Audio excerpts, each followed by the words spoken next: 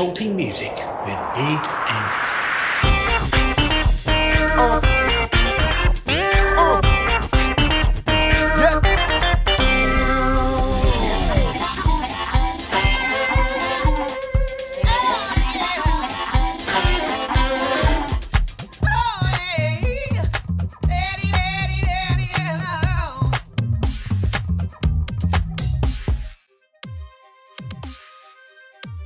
This episode is a catch-up episode of the bands I talked to in season 1.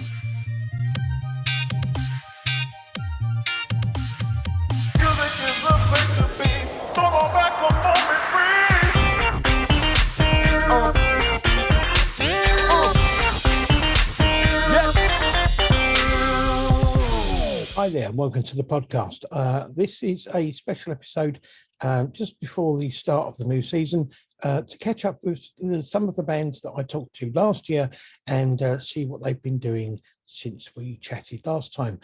Starting off with one that was actually recorded at the end of 2021, and this is with the Dirty Denims. Thank you. Hi guys, how you doing? All right. Hello. Good. So what's the news? What have you been doing since I last talked to you? Since the I mean, it's been quite a while now, actually. But Yeah, when was it? Last year, at the end of last year, or? no, I can't remember what it was. It was early. It was it April time, something like that in 2021, something like that. Yeah, possibly. Yeah. We recorded a live record. Oh, A cool. live record, indeed. Yeah. And we went on tour in Spain and we did some shows. And yeah, we were quite busy. You remember? Because when I talked to you, we were still in the middle of all the lockdown stuff, and it was all kind of like unsure of what was going to go on and what was happening. And At least that has changed, right? Oh. No, we're under, and here it's the same again. yeah, I know it seems to have come round again, doesn't it? It's all we got freedom, and now we're being reined back in. So where have you been able to play it? You say you went on tour in Spain. Is that the only place you've been playing, or have you played? Yeah, we played in the north of Spain, and 6 different cities, 6 different venues. And it is now almost a month ago. It was in the beginning of November. Okay. Back then, everything was still open in Spain, and there were a lot of people there. Some of them wore face masks. Right. But, I don't know if they had to, or if they wanted to, they could do it. Because some people had it, some people didn't have it. So I don't really know what the rules were over there. It's a bit like over here. Nobody seems to know what the rules are over here anyway. So. But in Spain, it was very nice to play there. Cool. It was almost like normal times, but better. Great crowd in there. Spain has a really rock and roll crowd. And you'd say you recorded a live album. Was that recorded in Spain, or was it recorded at home? Or? No, we recorded it in Eindhoven, where we live. Yeah. We wanted to do a live record with audience, but it was very difficult to get that. Then you might hear like 5 people going like, because you're only allowed 5. So then we thought just give the audience and do like a live session, like a Jules Holland session, or like John Peel, always on radio. Yeah. I liked the raw idea of doing that, so we did it like this. But if it's after December 10th, people see it, check out our website. You can check them the new album on CD and later also on vinyl. But the vinyl has it's been delayed. Of course, like everywhere. But it will cast later, hopefully in March 2020. What about videos and things? Have you done any more? You had some things out on YouTube, haven't you? I've seen a few new things on there. Yeah, we did a single, Rock and Roll All Night. Maybe Suzanne wants to talk about it. Yes, I guess we talked about it in the previous interview. We have it now out. It's a single on vinyl with one cover from an 80s song. We covered Rock and Roll All Night from Kiss. And the other side of the vinyl is an original from us, and that's called Better Believe It. Cool. Yeah. No, I like the version of the Kiss song. It's really good. Oh, thank you very much. I must admit, I'm not a huge Kiss fan myself, but my ex-wife was massive. Oh, now I understand you aren't anymore. No.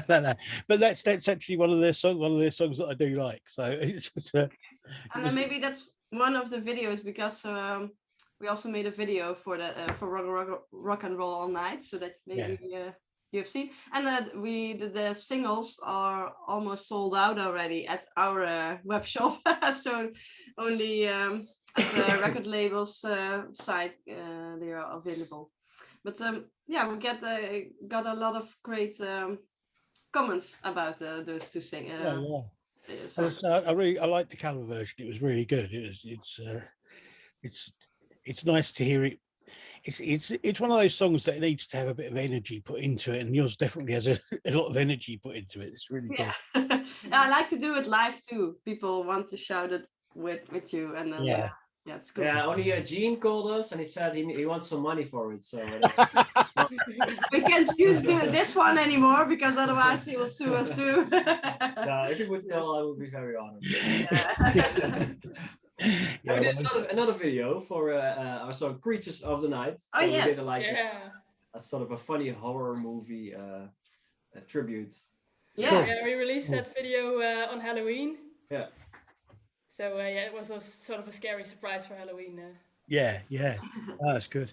Suzanne was playing the Scream. How do you say the Scream character? Scream character. Oh, what the Ghostface? Yeah, Ghostface. Yeah. Ghostface. Yeah. They were all very creepy, and I was like, ah!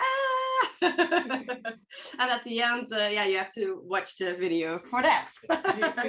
Some real gremlins too. So real gremlins, yes. Real gremlins. Wow. Yeah.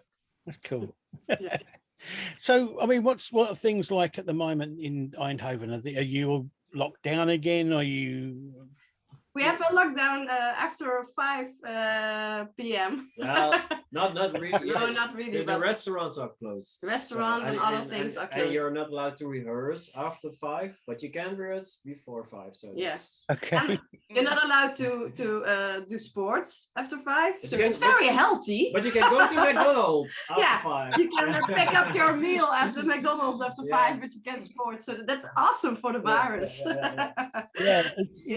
It's a similar sort of thing over here. We have this strange thing where you have to wear a mask if you get onto public transport, or if you go into shops. You don't have to wear a mask if you go to a concert or go to a nightclub or go to a restaurant. Oh, that's better. But weird. But you can still go to restaurants and bars and clubs and things? Yeah. Oh, cool. Yeah, we can too, but the most, at 5, you can have dinner. We already have to go home. Yeah. But we, upcoming Saturday, we have our very, very first breakfast gig in the 15 years we will play a show at 8 a.m. And the venue will be opened at 5 a.m. because it's possible. Because they say, the government lets us open at 5 a.m. So let's go open at 5 a.m. And the ticket is including breakfast. So it's a real breakfast. Yeah. It's probably the first call for alcohol. First call for alcohol. We have a song called Last Call for Alcohol. This is the first. I've never heard of that before. That's quite incredible. Yeah, that's the first for us too. Yeah. But, I mean, I've done festivals where you go on at 2:00 in the afternoon, but never sort of 8:00 in the morning. That's no, they are getting very creative, and I'm happy that we said yes to it because it was a quite last minute gig. But in the meanwhile, our release party for Raw Denim was cancelled. So we thought, okay, let's make upcoming Saturday the CD release party when the CDs will arrive. And then hopefully later, again, a vinyl release party. Yeah, that's cool. That's cool. Yeah. So, I mean, what are your plans for the rest of for Christmas? What are your plans for Christmas? Let's talk happy things, not what we're going to do about lockdown. Let's talk about Christmas. What are you going to do? Well, I think just eating and drinking a whole Yeah. lot and Yeah. being together with family. Yeah, no gigs. So Yeah. No, but- Everything else is cancelled. All the gigs. we have some rest time. The rest after Saturday we have a rest time. But after, so in the new year, we will do a 8-day tour with Thunder Mother. So that's a very great band for us to play with. We like them a lot. yeah. And then we play in Germany, some in Belgium, and one in the Netherlands with Thunder Mother. It's gonna be really cool. Yeah, that's going to be really cool. There are already people who saw that we will play with them coming to earlier gigs only because of that. So we hope That's good. Yeah. a lot of new people will discover us. Yeah. No, that's cool. That's really good. And next year, are you looking to? I mean, let's hope that any lockdowns we have now will get us through Christmas and New Year, and next year we won't have to worry about that. No. So if we assume that, are you going to be doing more European touring? Yeah, we want to do. Yesterday we released a big list of all the things that is already in there. So it was quite already a big list, and hopefully we can do a German tour, maybe UK would be great. I was wondering, Spain tour maybe. Sorry? Another Spain tour maybe. Yeah, that was cool too. I was wondering how it affects you, because I've talked to a lot of UK bands who are saying that because of Brexit and all that kind of thing, the insurance and the cost of like getting all the licenses and things like that to a tour abroad is so much that they can't afford to do it. How does that affect you? Does it cost you a lot more money to tour here? I guess it's one time. I think it's difficult for UK bands to go to every country.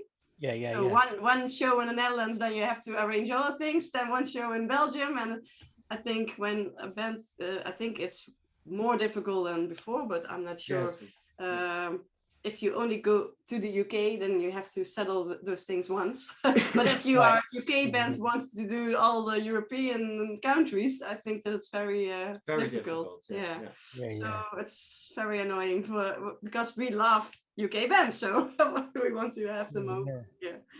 Yeah. I know. I mean, I just wasn't sure how it worked, because I know, as I say, a lot of people I've talked to from the UK have said that they don't know if they're going to be able to afford to tour in Europe now, because it just costs so much money for all of the insurance and the licenses. They really need to find a way to exclude the musicians for all those rules. Otherwise, it's not happening again, I guess. Yeah. Well, that's the smaller bands, maybe the bigger can still do it. It costs more money, but smaller bands, they already did not earn money. Normally, the smaller bands, they break even. Maybe earn a few bucks, but that's it. So, and now it's not costing money. Yeah, it's costing money. So they will. Actually, one of my friends said to me it was actually going to be cheaper for them to tour the US than it was to tour Europe. Oh yeah. Which is ludicrous, really. Yeah, that sounds ridiculous. Well, I'm looking forward to hopefully seeing you over here next year. Yeah.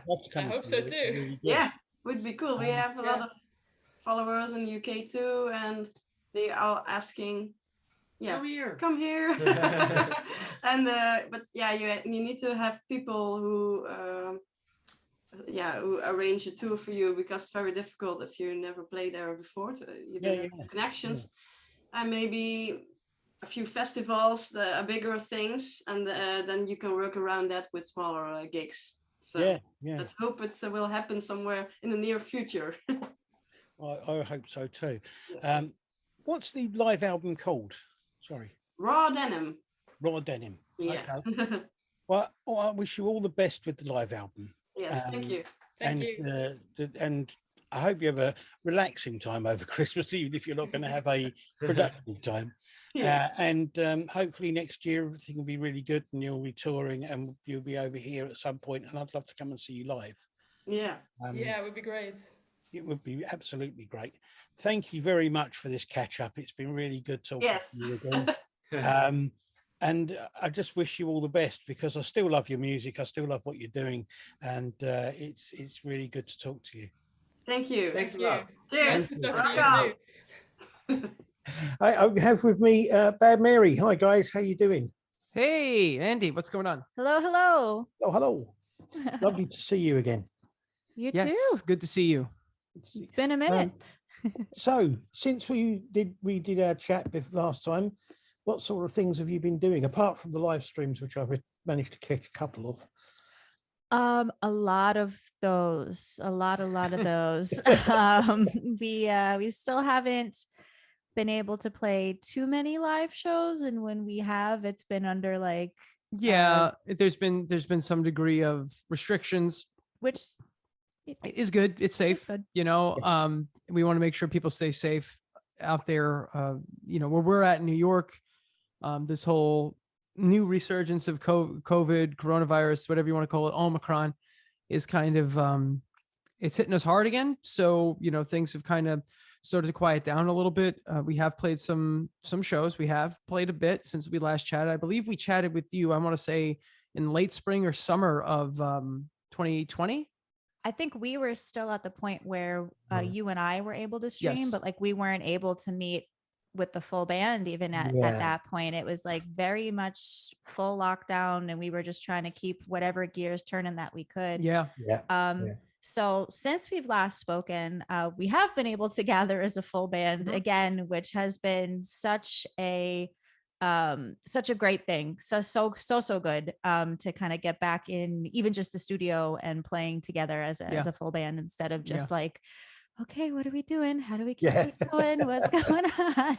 No, I mean, that's always an incredible benefit that we have for having the studio. And, you know, we all got our vaccines in, and we all felt comfortable with being around each other again. And for a while, we were playing the live streams with masks on as a show of solidarity. And then eventually, once we were all vaccinated, we felt comfortable. We took the mask off. We started, doing more of that stuff. And then we started recording. We started recording cover songs. So for the last year or so, we've been releasing a bunch of cover singles.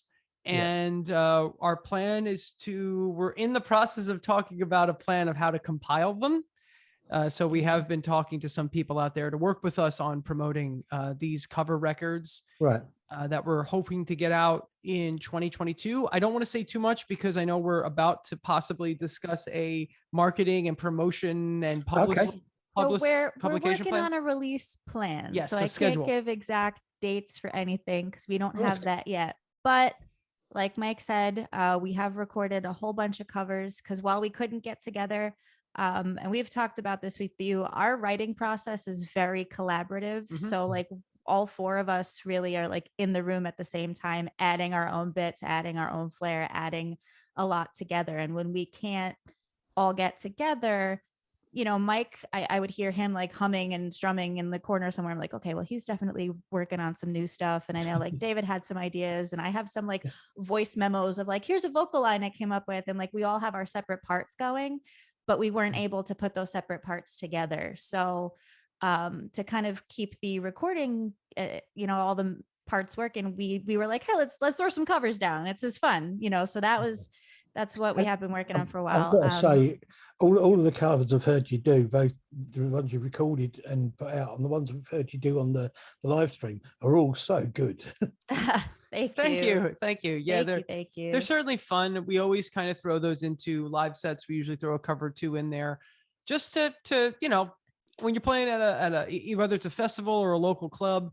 There's or a always live stream. Exactly. There's always people in the chat or in the room that want to hear your spin on some song that they know and love. So it's always fun to throw those out there. So we had joked around about maybe doing a cover record for a while, and this was kind of like the perfect opportunity to do it, since it allowed us to get like back in the swing of working on again, and most importantly, it got us back into the swing of recording again, which is something we hadn't done for a while because the Return of Space Girl came out in late 2019, and then we were kind of like, good, we don't have to write anything for a while. And of course we started writing things again. And on top of doing the cover record, we actually did a live stream based on when this is recording. We did a live stream yesterday on Twitch, because that's our second live stream of the week is Sunday. We do Tuesdays and Sundays, Tuesday nights, New York time, 8 p.m. New York time, and Sunday afternoons, like 1 p.m. New York time.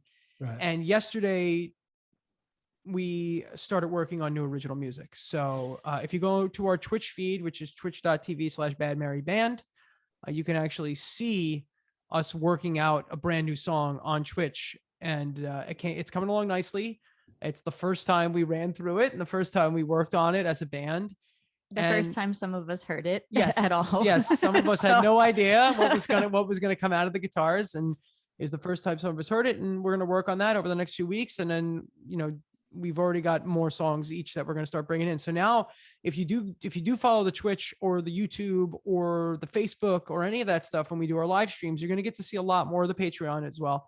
You're going to get a chance to see a lot of more of the songwriting process of what we're doing, and some of the recording too. You're going to get to see some of the processes that we go through when we record. Yeah, well, that's how we recorded Space Girl. Also, is we live streamed our recording and writing process on Patreon, and having that that open forum of it, like having the people that we know would be listening to it eventually kind of almost have feedback and input, like, oh, that part's really cool, oh, that sounds great, oh, what are you thinking about the next thing? It's very cool to kind of be open with the process. It's but that's what we're up to. And to answer your question, it's an interesting collaborative way to do it. Yeah. So I mean, you were saying at the moment you're not able to do much in the way of live gigs. Have you got anything planned as far as that goes, or do you not know what's happening? As of right now, our next show is, we have shows scheduled throughout February here in New York. Right. You know, are we planning to play them? Yes, we're going to prep to play them like we would any show, but we're not sure what's going to happen. We're not sure how the COVID numbers are going to affect our ability to play. We also want to be responsible for our audience. And it's hard for us if we know that people might leave our show and get sick. It's very difficult for us to be like, let's go play a show and invite 200 people and cram them into a room. So we as musicians want to be responsible as well to our friends and fans and people who come out to see us, because, you know, you don't want people bringing stuff home, getting themselves sick, getting people they love sick. It's something like that. So while we still intend to play the shows we have coming up in February, and we have a show in March planned, and we're starting to work on like the summer festival and tour type stuff. We don't know. Summer's a little bit, again, I can't predict the future. So like, I don't know where we're going to be at as a globe in the summer. But summer and warmer weather shows can be a little bit easier to manage those things because we have played outdoors. So when it's open air, when it's open like that, it is a bit different, just all the way around. So when it's in New York right now, it's freezing. It is very cold. New York in January isn't the place to do an open air gig. No, definitely not good. Not at all. New York. I don't know how different the weather is here, Andy, than where you're at, but New York in the winter can be October through April. We have no idea. And sometimes it's short and sometimes it's forever. So we've played shows outdoors in early May and have had to wear coats. So you never know. New York will hit you with an 80-degree day and then a 20-degree. Oh, sorry, I'm using Fahrenheit. I apologize. That's fine. It's fine. That's right. No, I know exactly what you mean. My birthday is in June. Yeah. And one year I remember we were going to have a birthday party for me, and we were going to do a big barbecue because it's summer. We thought, great, that'll be fine. And it snowed. Oh, what? Is that what I expected you were going to say? There you go. We had to cancel the barbecue because it snowed on the 6th of June. In June. What? That is wild. That's wild. That's wild. That is witchcraft. Someone's doing something somewhere. And like, I don't know, man.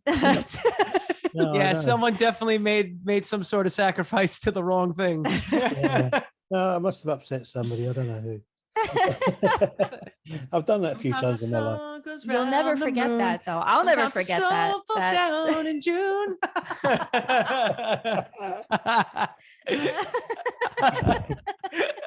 Oh wow.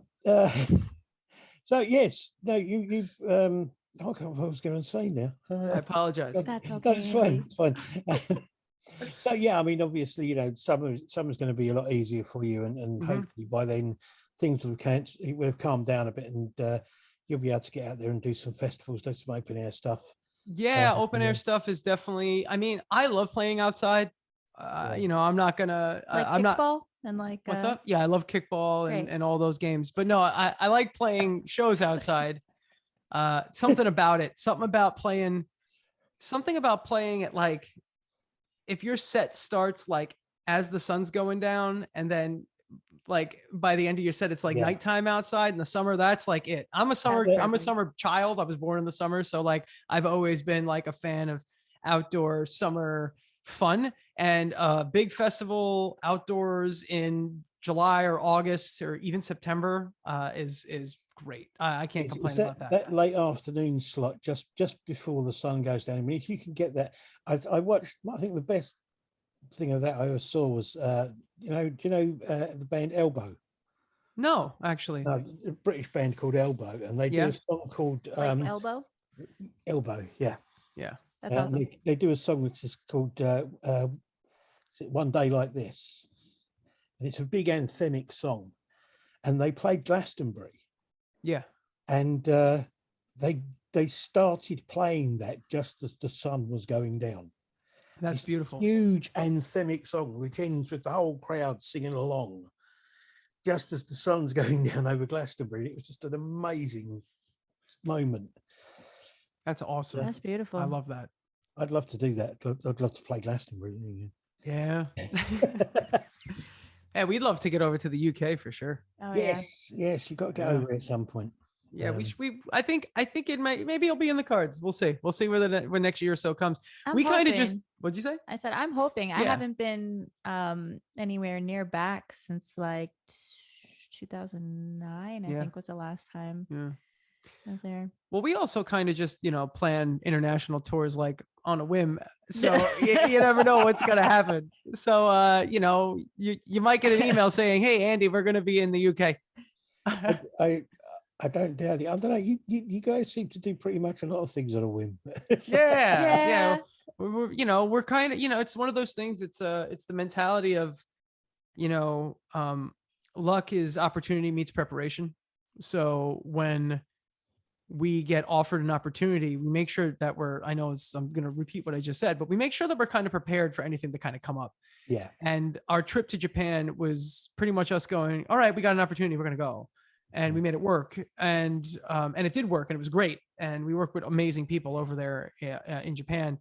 I have to thank our booker over there, April, our friend She's Mike amazing. Rogers, who He's does amazing. radio over there, all of the bands we play with. But that could very easily happen for the UK, and it's a much shorter flight. So it's, it's one of those things. If there's like a big, like, I know there's still like punk festivals and stuff that go on in the UK. Yeah. So I'm going to start looking, we're kind of starting to look into stuff like that. I think the on a whim too is very much like we don't give ourselves too much time to second guess or doubt that like we should be doing something, because like the touring the UK, the touring Japan is stuff that we talk about daily. Like that's in our daily chat of, wouldn't it be really cool if we could do this? And when something floats by of you can do this, we like just collectively do not give ourselves that extra time to second guess or doubt. It's like, no, this is what we want to do. Here's an opening. If we can, we have to make it happen. So it's also David, our guitar player, grew up in the UK. He grew up in England. So he went to school there and everything. So it's one of those things where in the event that we wanted to do something, that we got to, we got the opportunity to do that. David has really like a really good idea of like where to go and where to play and all that stuff. So that really helps. Like, we went to Japan, like we got told where we were playing, we got the list of venues, and luckily, between my ability to sort of read and sort of speak it and the rest of the band's ability to just be like, let's just do this. That's how it kind of works. Mhm. So we love that. UK is a place that we'd love to go to. I just So, have one request that we both times I spent a lot of time in England when I was in college, and both times I spent the entire month of January there. I would just request that maybe we go like in June or July so I can see it differently. But you said earlier that it snows. snowed in It June. snowed So in like June. I don't Yeah. even know. That, that was a while back. That was about 20 years ago. So- hey, But that's my one request is that if and when we go back, yeah, it's much better here in the spring and summer. I bet. I would love it. I would love to go. I've never been to the UK. I would love to go. Let's I- do it. I Let's still loved it plan in the tour. January, but that's Although I will say that there aren't many times during the year when it doesn't rain here at some point. Yeah, that is fair. yeah, I get it. It rains a lot where we are in New York too. We're on an island as well, so it rains a lot. It's probably not as much as parts of the UK, but it definitely, Yeah, it is what it is. no, that's great. It's really good to talk to you and to hear you're doing so well. I look forward to hearing more about your covers Yes. album or singles or whatever it is you're putting out. We have the Um, singles out now. And we're talking about the full release. So you'll know. We'll Cool. let you know, Andy. Yeah, no, that'd be great. That'd be great. I'm looking forward to that. Will it just be the singles, or will you be recording some new ones for that? There's a couple extra that we're throwing on there. Okay. I think we have 2 that are recorded and unreleased. That are definitely going to be on there, and then we have a couple of older covers that we've recorded that are also going to be on there. So I think it's going to be 12 tracks total. I will And- say, if anyone is listening and or interested to any new music that we do put out, if you subscribe to our Patreon, there's a certain level on our Yeah. Patreon that you actually get like a digital copy of the stuff like as soon as it's really recorded. So before it's released or before it's out, there's like a secret yeah. copy, if you will. Yeah, no, no, that's true. But I think that's the only place now where you can get or listen to those 2 tracks. And if you I get, don't have like that's Yeah, no, it's true. I don't even have. We merch, don't that's have the them. only- that's the only place they are. But if you do go to, or if you follow us on Twitch, if you go to a live stream, we actually have our list of songs in general, originals and covers, all saved in one spot. And people who are watching our live stream through Twitch and through some whatever functionality through Twitch, they can actually request what song they would like us to play on this out of this song list that we have, and all those covers are on there. Plus Okay. new and old ones that we're bringing back, plus new songs that we're writing. So this is real kind of community effort to kind of like it's the people watching us, the viewers. What do they want to hear? And it's on the list. So And it's to keep us on our toes Yes. because we used to write down set lists. And after a certain number of weeks, we noticed like we keep coming back to these 1 or 2 that we keep throwing in, but we haven't played X, Y, or Z song in like 2 months. Do we remember how to play that? I know we wrote it. Do we know it? Listen. So this has kept us on our toes because we know at Yeah. any moment someone can request like Yeah. anything and we have to play it because it's on the screen now. And it's like, oh, that one's up next. Okay. yeah, and gotta go. sometimes you crash and burn, and that's the fun of live music. Absolutely. Absolutely. Well, thank you very much for joining us again and for coming on here. As I say, I hope everything goes well for this year and that you get everything recorded out there as you want to, and that you get out and start being able to play more live gigs, because that's what it's all about, really. That's where especially for you, because you guys have got so much energy and stuff in your music. You need to be out there bouncing around a stage, not just in a Yeah. recording studio. Yeah, I've punched David's ceiling too many times by accident. I need more space to Yeah, just she needs like, to- and them. I've punched you guys by accident. Listen, Around. it doesn't matter how big the stage is. I accidentally get punched all the time. Is it an accident though? Yeah, I see. I'm starting to, Andy, At I'm least starting to think otherwise. Punch me once, shame on you. Punch me Yeah. twice, punch you shame on twice. me. Get out of my way. I don't know what to tell you. Like, I'm glad to see that you are still as mad as you were before. Yeah. Thank you. Thank you very, very much for doing this and for joining us again. And hope everything goes well. And as I say, I'll keep a track on what you're doing and hopefully catch up with you again at some point. Yeah, anytime you want, Andy, just send us reach out to us, and we love coming on and chatting with you. So thank you so much, man. Thank you very much. All right. Bye. You're Bye-bye. wonderful. I'll talk to you later. I have with me now Ralph Beebe. How you doing, Ralph? You all right? Pretty good, thanks. Pretty Good, good, thanks. good. How are you? Yeah, not bad, thanks. Not too bad. Getting over Christmas and everything, so yeah, all of that. So what Takes have a while to recover, doesn't it? what have you been doing with yourself since we last talked? Let's see. That was the spring, wasn't it, last year? So Yeah. Since then, well, had fairly substantial life change. Had another baby. Oh, okay. Yeah. So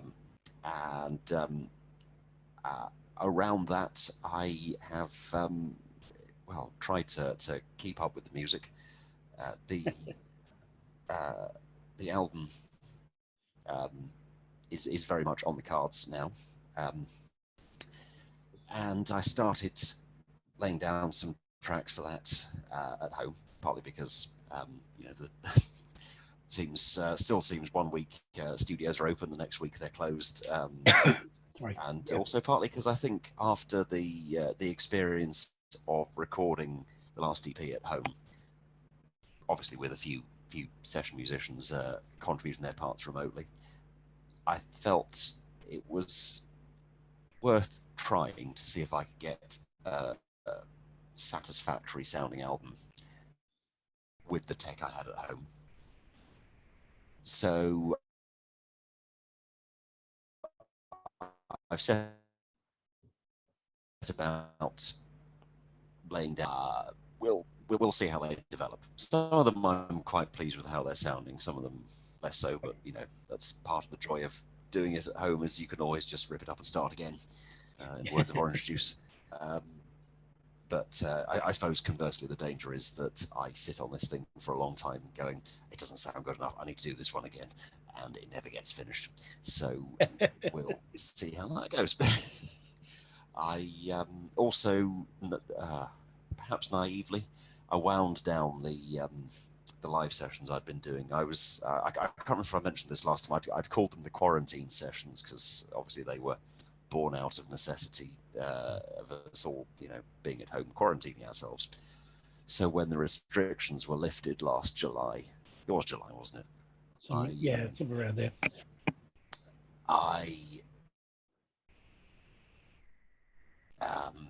Yes, I decided to wind them down. I did a quarantine sessions finale where I invited people to put their requests in and turn up and request songs or ask me questions. Then a few weeks later, I started missing it, so I relaunched a new regular live stream, calling it the Boneyard now. That was a fan suggestion, actually. I rather liked it, so I launched that. Was it September? No, it must have been before that. I wasn't away from it for that long. I'm doing those once a week at the moment. Yeah, I've seen some of those on YouTube, and that's I took a little break from that. I gave myself a little paternity leave from that, just partly because when you're trying to get a newborn to sleep, the idea of sitting in the next room or a couple of rooms down, howling the blues and strumming a resonator guitar, the two aren't exactly compatible. So no. It's not been as clockwork as the quarantine session so far, but it's nice that people are still tuning into it. Very grateful that they are. Good. Yeah. Have you been able to go out and do any gigs at all? No, is the short answer. I think we shall have to see. I've been putting in applications for the festivals this year, and towards the end of last year, because most of them book up so quickly. Yeah, and it looks like a lot of them are going ahead. It's going to be a challenging one this year because most years you're up against all the competition, all the other bands that want to play the same festival.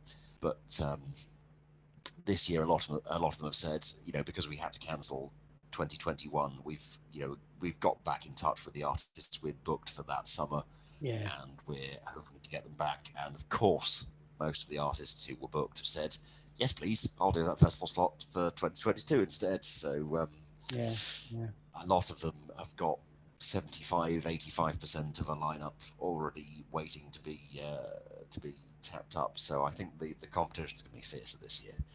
I may have to look further afield for a bit of proper live performance. Yeah. And I think I've said before, it's going to be one of those ones where I'm obviously being a bit more selective about where and when I play. So I'd very much like to. I think I need to plan it much more carefully than I used to plan gigs back in the day. Rather than just, I'll take anything, I'll play anywhere. Is there money involved? No, of course not. There might be a free beer though. This time I think actually, if I play this place, people likely to come along. Is there likely to be an audience at all?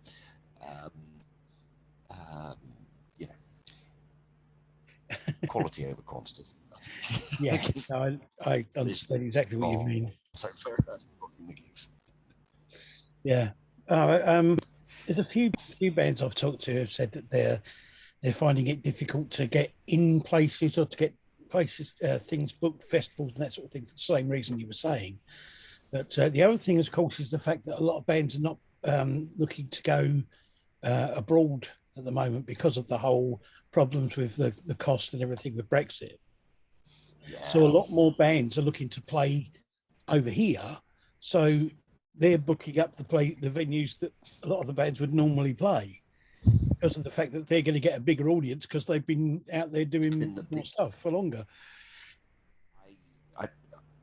It sounds very un-rock and roll, but I don't fundamentally enjoy being on the road for long periods of time. No, I think I'm a bit of a homebody. And I think that feeling had always been there, but I sort of, ignored it because very much the mindset that, well, this is what musicians do. We clear off and we drive from London to Norfolk and play these shows and then drive back the same night and are complete zombies the following day because we've not slept.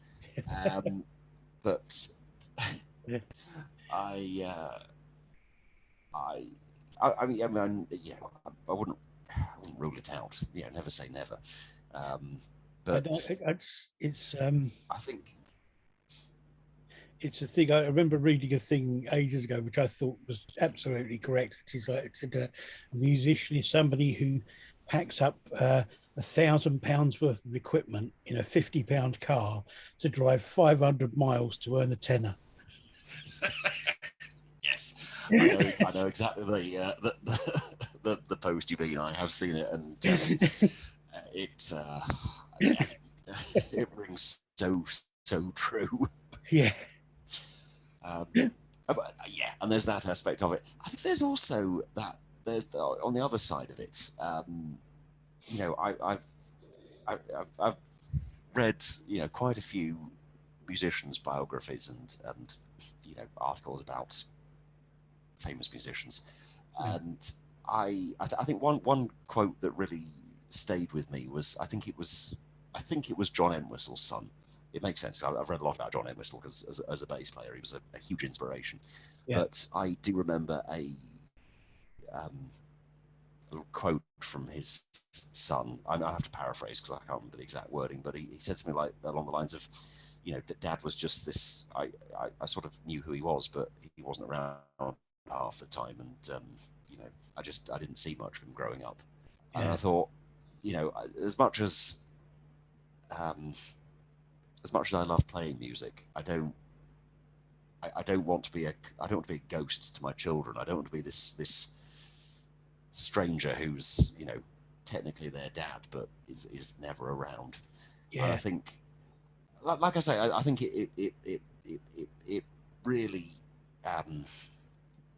brought home that feeling that I wasn't wasn't exactly loving being on the road.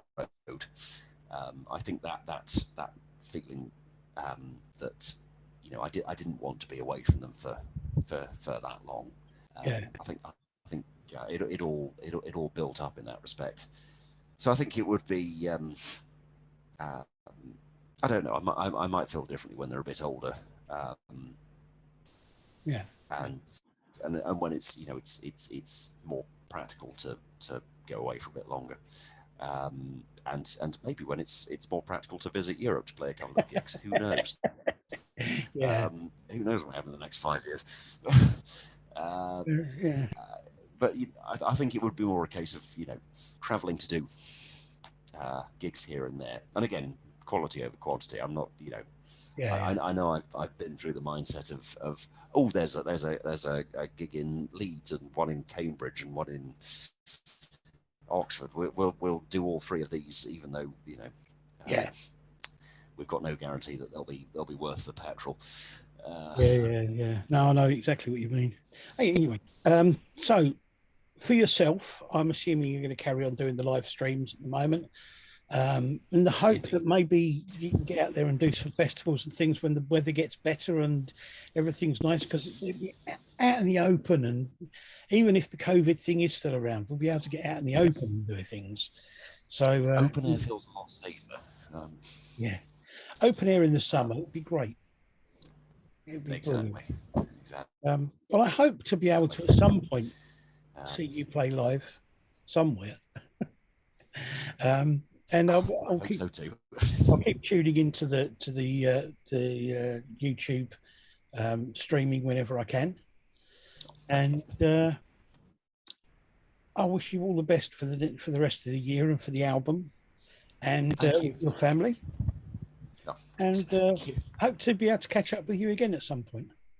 I look forward to it. Thank you very much for chatting with me this evening. Okay. Thank you very much. See you later. Take care. Cheers. Right, I have the guys with me from Foxy Wombat. Hi, how you doing? Yo, good, thank you. Now, it's been 7 months since we did our last talk. I'm assuming by the fact there are 4 of you now that changes have happened, because there were only 3 last time. Yeah.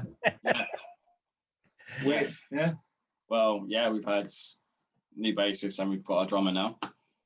So we've had quite a bit of change since last time. Charlie. Yeah. Hi. And Abby. Hi. Yeah. We went to meet Abby, I think the day after, the day of our last interview. Because you said you were doing auditions at the time. Yeah. So we shortly after that interview got Abby involved. Yeah. Okay. So why the change of bass player? Just had life commitments. He had to take a step back, focusing on other things. It's completely amicable. Yeah, he's come to our show since and taken pictures. He's taken the best pictures I think we've ever had. Yeah, he's still nice. Yeah, he still works with us. Yeah. Just had other bits and pieces on. So fair enough. That's cool. So what other changes have happened? What other things have you been up to since we last talked? I think the last time we spoke, we mentioned how we weren't going to do gigs and we were just going to focus on recording and stuff like that. Yeah. And then the week after, we did the exact opposite. And from then, we've just been doing the exact opposite. we play a show and we get an offer for another one, play that one, get another offer. It was up until Christmas. Yeah, I think it's starting again now. That's cool. I mean, it's good because, so many of the bands I've talked to haven't been able to get out there and do that many gigs, so it's great that you've actually been out there and able to do them. That's really good. And how has it all been going? Because 7 months ago it was like we were a new band, we don't we've got no idea that this is going to go for us and that sort of thing. So how has it been going? Fantastic. Yeah, so much better than I thought it was. It's been great momentum.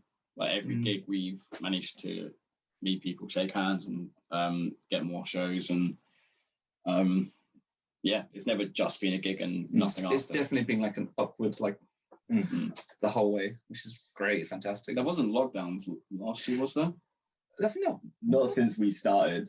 I don't like, think so. This lineup, It hasn't gotten away. We've been very lucky, really. It hasn't really affected us too much. Yeah. Yeah, I mean, I think they've been relaxing a lot of things since we last talked, gradually relaxing stuff over the time. I mean, they're talking about possibly reining it back in a little bit now, but you know, even so, it's still, you know, it gives you time to actually work on the recording. Yeah. We have been doing that as well. We actually have found time in the round to do that as well. So yeah, we were in the studio in November, I think. We got I think so. Yeah, I think so. So hopefully new release coming very soon, next couple of months. And then more studio time is in the bag as well for March. So more being worked on all the time. And these are all brand new songs. Yeah. So will we be seeing more videos on YouTube to go with the songs? Might be a bit afterwards, but it will be. Yeah, it will definitely be. Yeah, that's something definitely get on at some point. I'm not sure what the immediate plans are, but yeah. Okay. So what's it been like for the two new people working with these guys and working in the band? It's been great. It's been really good fun. It's just like hanging out, getting to make music with your friends, really. So yeah, for sure. It was really nice just coming into a band where everyone was so like, I don't know, just motivated, and you really felt that. And I think that's reflected in the gigs that we've been getting, and yeah, it's been going great. Cool. I really enjoyed how we just click like a glove, like someone else. Yeah. So it's usually like I think personality-wise and everything, it's just been a laugh. That's great. It doesn't feel like we've only just met.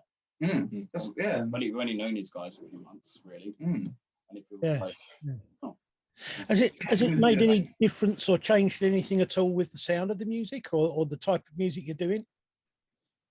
I think it will. I think when we explore more, we explore our other influences a bit more, because we're still obviously writing together. It's early days for that. I mean, one of Charlie's songs is going to be one of ours. Like, yeah, because I think before they've all been like, I've always written the songs before, and then we'd change into it. But I think this first time we've actually worked on someone else's songs. Yeah, right. Yeah, we had a big writing together. We had a big writing session the other December, I think. Yeah. So yeah, it's good. I think it's gonna, as time goes on, it's gonna change a lot more.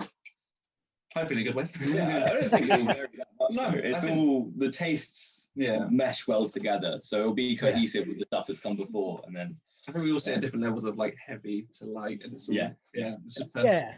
Well, I mean, that's the thing. The thing about it is that it's the different people like different things, and then you kind of have this sort of like you amalgamate them into your own sound, and that's kind of the way that I think that works best, because if you try to sound too much like one style or another, then either somebody's not going to be happy with it in the band, or you're just not going to come across as being kind of genuine with it. Yeah. But no, I mean, I like the stuff you do. I think the bigger influence would probably be us playing all these live shows. I think that's going to have more on our direction as well. Seeing what works and what doesn't. What seems to get a better reaction. I feel like that's going to have a bigger influence. Yeah, because I haven't played since September when we played our first show. I hadn't been played live in like 2 years prior to that because of lockdowns and things. So that's definitely a learning curve. It's going well, but it's the response has been very positive. Everyone's been lovely. Good. I'm glad about that. I'm glad. So are we looking to do more gigs further afield in this year? We actually had our first gig out at Brighton last night. All right. Yeah, we went to Aldershot. Yeah. That was a last minute one. I think they had some cancellations due to COVID and stuff like that. So then luckily we were able to get there. Yeah, and it was great. Cool.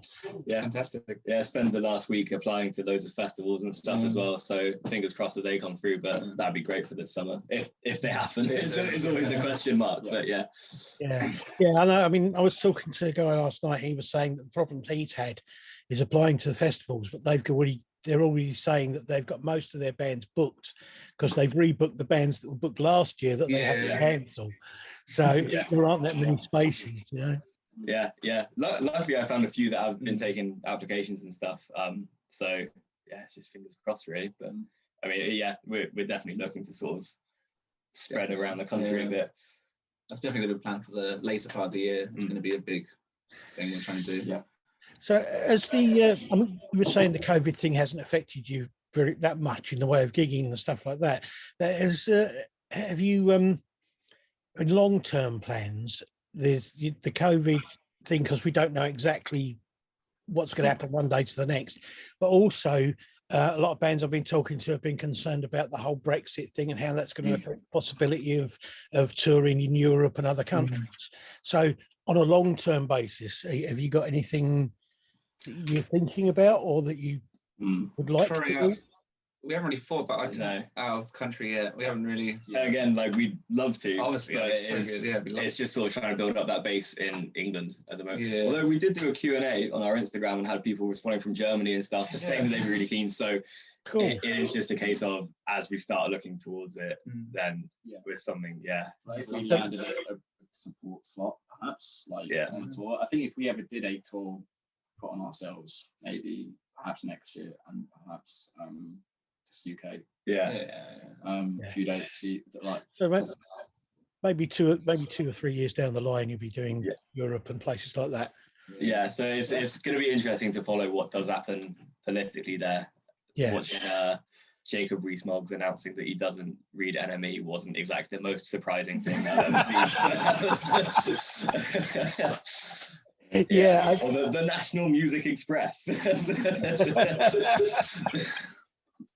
Yeah, he doesn't strike me as being somebody who's got his finger on the pulse of. No, not quite. Well, I don't think he's got the finger on the pulse of very much at all, to be honest. But that's just my. I doubt he has much of a pulse.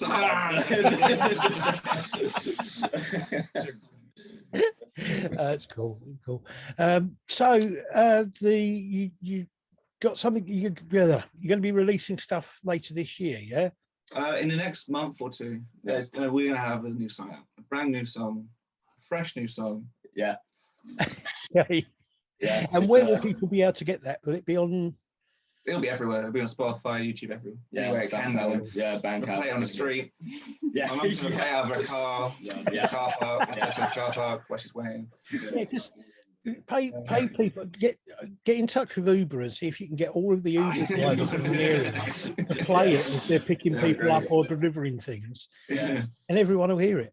Yeah, we'll plant a load of Bluetooth speakers in pubs around town and then just blast it through those. We can get like beatbox and just outside people's houses as well. Yeah, just like promoters and stuff like. You always get one of those old sort of cars that they used to have for the political stuff with the big speakers on the top. Fantastic. Yeah. Just drive around the town playing it to everyone. Yeah, I'm sure everyone would love that. But it would get your name known. Yes, yeah. For the right reasons, maybe not. Or publicity is good publicity, right? Well, I look forward to hearing the new stuff, new song, and later hearing other stuff. I still want to come out and go see you guys because I really like what you do, and I think you deserve to get recognition for it. Thank you very much for joining me today. As I say, it hasn't been long. It's been a catch up, but that's about it. Yeah. Maybe at some point in the future, I'd like to catch up with you again and see how you're doing. Love to. Yeah, it's nice to check in. Yeah. Let's see how far we've come as well. Now we've changed and. Yeah, it's been good. Welcome to the people I haven't met before, to Abby and I forgot your name. Charlie. How can I forget Charlie? Yeah. So welcome to you guys. Welcome and good to see you all. And take care of yourselves. And I will be. Just a quick note. I will be putting together a Spotify playlist, which will have a couple of songs by all of the bands that appeared on the season 1. So when the new single comes out, I'll add that to it as well. Fantastic. Yeah, we'll share that about. Yeah. Okay, no problem. Thanks a lot, guys. Thanks See you again soon. Cheers, man. Yeah. Have a good one. Hey, right, I've got Goat Monsignor with us today. So, hi guys, how are you doing? Hi. Oh, good. Yeah. All right. So, what have you been doing with yourselves since we last talked, which was a while ago? I've noticed you've been doing a lot. You've been doing some gigs because you've been posting pictures of you on stage playing. Yeah, someone's got to. So have you been able to get out there and do a lot of stuff then, or what? Yeah, a little bit, haven't we? We've done a little Yeah, bit. it's been good. Yeah. Trying to get back to a bit more normal. The pandemic obviously kicked us in the gut, like it kicked most of the bands in the gut. So, but with venues opening up and people thirsty for live music, it's been really good to get back and get out there. And I mean, the crowds have been great in every venue really so far, which has been really good. So have you just been playing locally, or have you been actually able to get around and do sort of gigs further afield? We did have a local gig on Friday, which is rare for us to play in the hometown. It was a good one too. Really busy, absolutely rammed all night. Good. It was good. Yeah, but we don't. we've been. Don't play Colchester much, do we? We don't, not often. No. It's nice. It was nice to be back. Are there many places in Colchester to play now? Because I mean, I haven't been there for a long time. I must admit, it's been quite a while. Last time I went there was to go to the Windmill, which I don't even know if that was a long time ago. Yeah, that was a long time ago. Oxford, isn't it? Blimey, used to go there. Yeah, they used to have a rock night on there. Yeah, I used to live in Stanway. I used to walk down to it, which is quite tricky in cowboy boots, let me tell you. Especially when you're only in cowboy boots and nothing else. Is that right, Stu? Exactly. Yeah. A bit chilly. Yeah, it's a bit chilly doing that there, but yeah, no, I used to work for Neil Kay, who used to do the DJing there for quite a few years.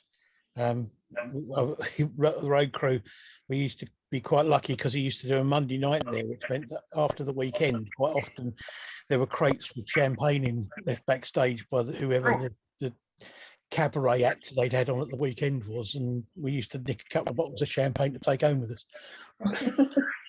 Nice. Lovely. Yeah, we didn't get to do that on Friday, but no such rider for us. No such rider for us. Yeah. There's quite a few places in Colchester, but whether or not they'd have us is a different. We've done the Arts Centre a few times. That's good. Yeah, there's the Arts Centre. There's the Three Wise Monkeys and Coda, sort of the three main venues really in Colchester. We've done sort of since the pandemic. We've been Chesterfield and Nottingham, London. So we've been getting out and about. Cool. And we're heading up back to Cannock, up near Birmingham, in May, I think it is. My memory's good enough. And doing London next month. Doing Stoke-on-Trent in April. Doing the Smoke-on-Trent Festival, which will be a good one. That'll be a good blast. Where are you playing in London? New Cross Inn. Oh right. I just said that. I forgot. Terrible.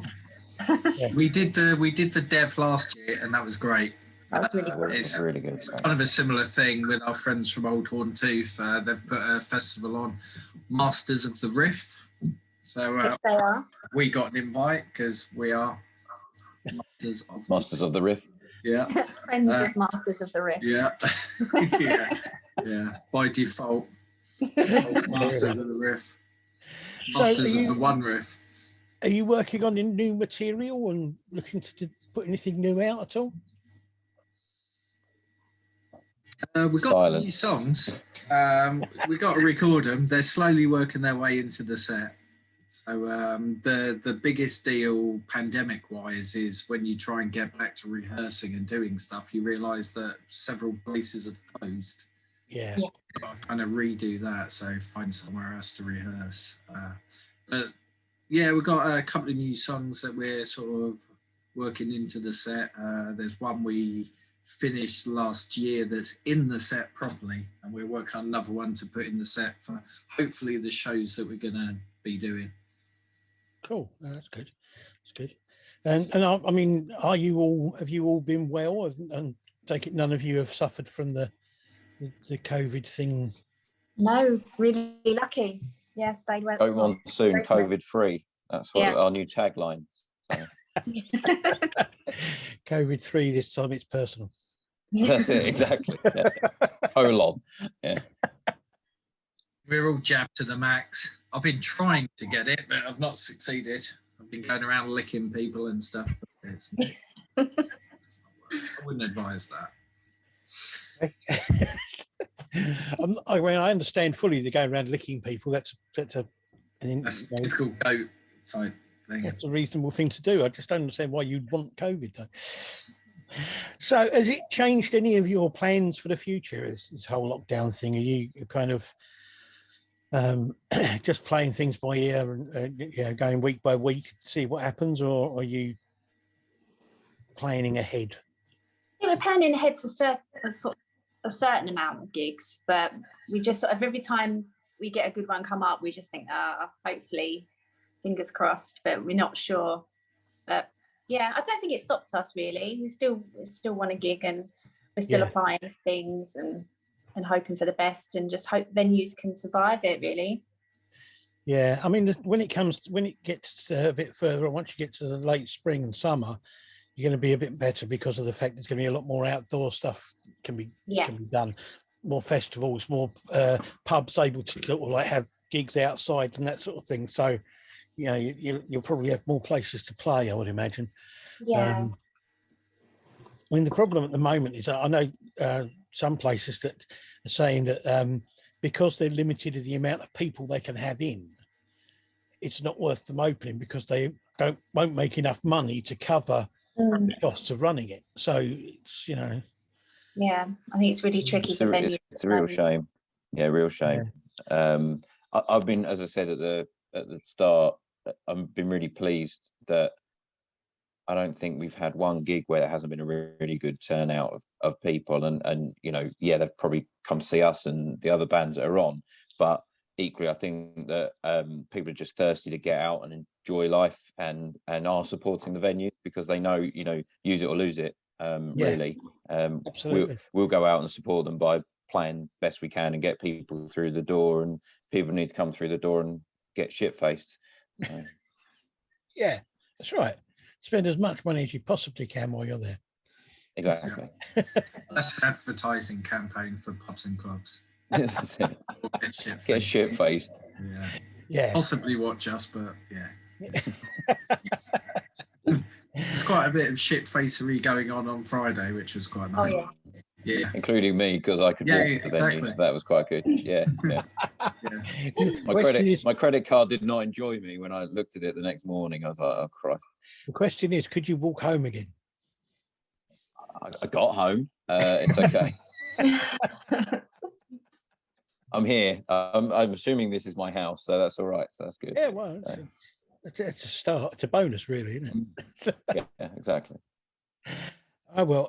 Right. Thank you very much for joining me. As I say, it's just a quick catch up to see how you guys have been doing and what you've been doing yourselves.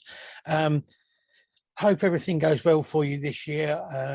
Try and catch up again with you a bit later in the year and see how things are. And I'll keep watching out for your videos and things online, and enjoying the photographs and the strange comments and things like that. Sure. Thanks, Andy. That's great. And Thanks a lot. We'll have some new material. Cheers. Bye. Bye. See ya. So I have with me the guys from Primer. Hi, how you doing? Hello. So, what have you been doing with yourself since we last talked, which was a while ago? But we've been in the studio recording. This is Jackson, the unofficial fifth member of Primer. That was perfect timing, Jackson.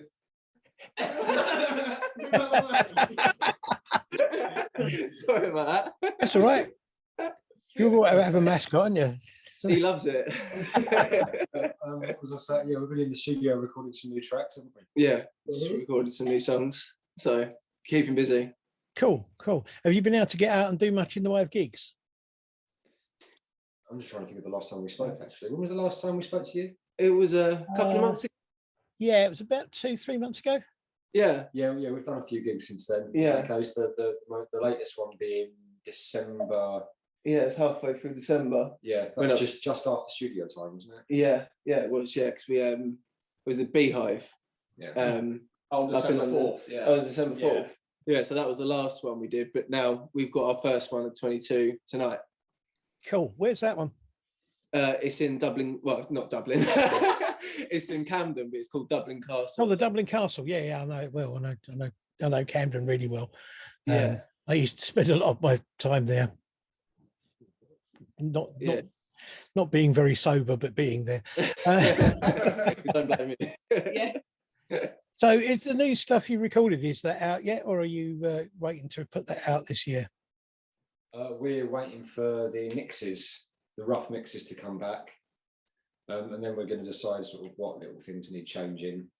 And then I think they're being mastered after that, right? Yeah, if it all goes to plan, then they'll be mastered. It's coming back again. No, the manager doesn't seem to agree with that. Good boy. Jackson. What was I saying? But we have got other songs ready to go. So we've got 4 technically recorded. But we have got another 3 ready to go. Yeah. So not like we're waiting on songs. We've got songs ready to go. So okay, that's cool. Have you got much lined up for this year already, or are you playing it by ear to see what happens? We are actually, we've got Battle of the Bands. We've got Metal to the Masses. Yeah, that's next week. Okay, cool. That's good. That's next Friday. We are actively searching for gigs, aren't we? Yeah, essentially. Actively contacting people and Yeah. trying to get things booked in for as much of the year as possible.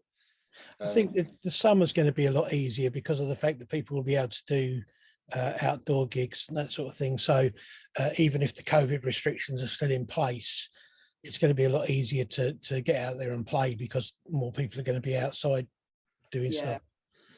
But, so has the COVID thing and everything that's gone on in the last 6 months, or last few months, has it changed anything in your outlook about what you want to do or how you want to do it? Particularly, I mean, so the only change that we've really had is the fact that we're looking at the band a lot more like a business, in that we're actually delegating stuff for each of us members to do to try and get the band further. That's really the only sort of change we've undergone, and we think it's an important one because if we would push ourselves a little bit further. And obviously, a lot of stuff is online at the moment, and it has been anyway, because of COVID. So there's not a lot that we can physically do, although we are obviously going to try that. It is a lot of stuff that's like on social media and online and stuff like that because of it. Yeah, a lot of bands have been doing live streams and that sort of thing to try and keep them so they can still play, but they get something out there for people to hear as well, you know. We did do quite a lot of that last year. We did quite a few live streams just because obviously when we first went into lockdown, we had a load of gigs cancel on us. Yeah. So, I mean, obviously we were excited to go and play those gigs, but it's probably the next best thing, I think.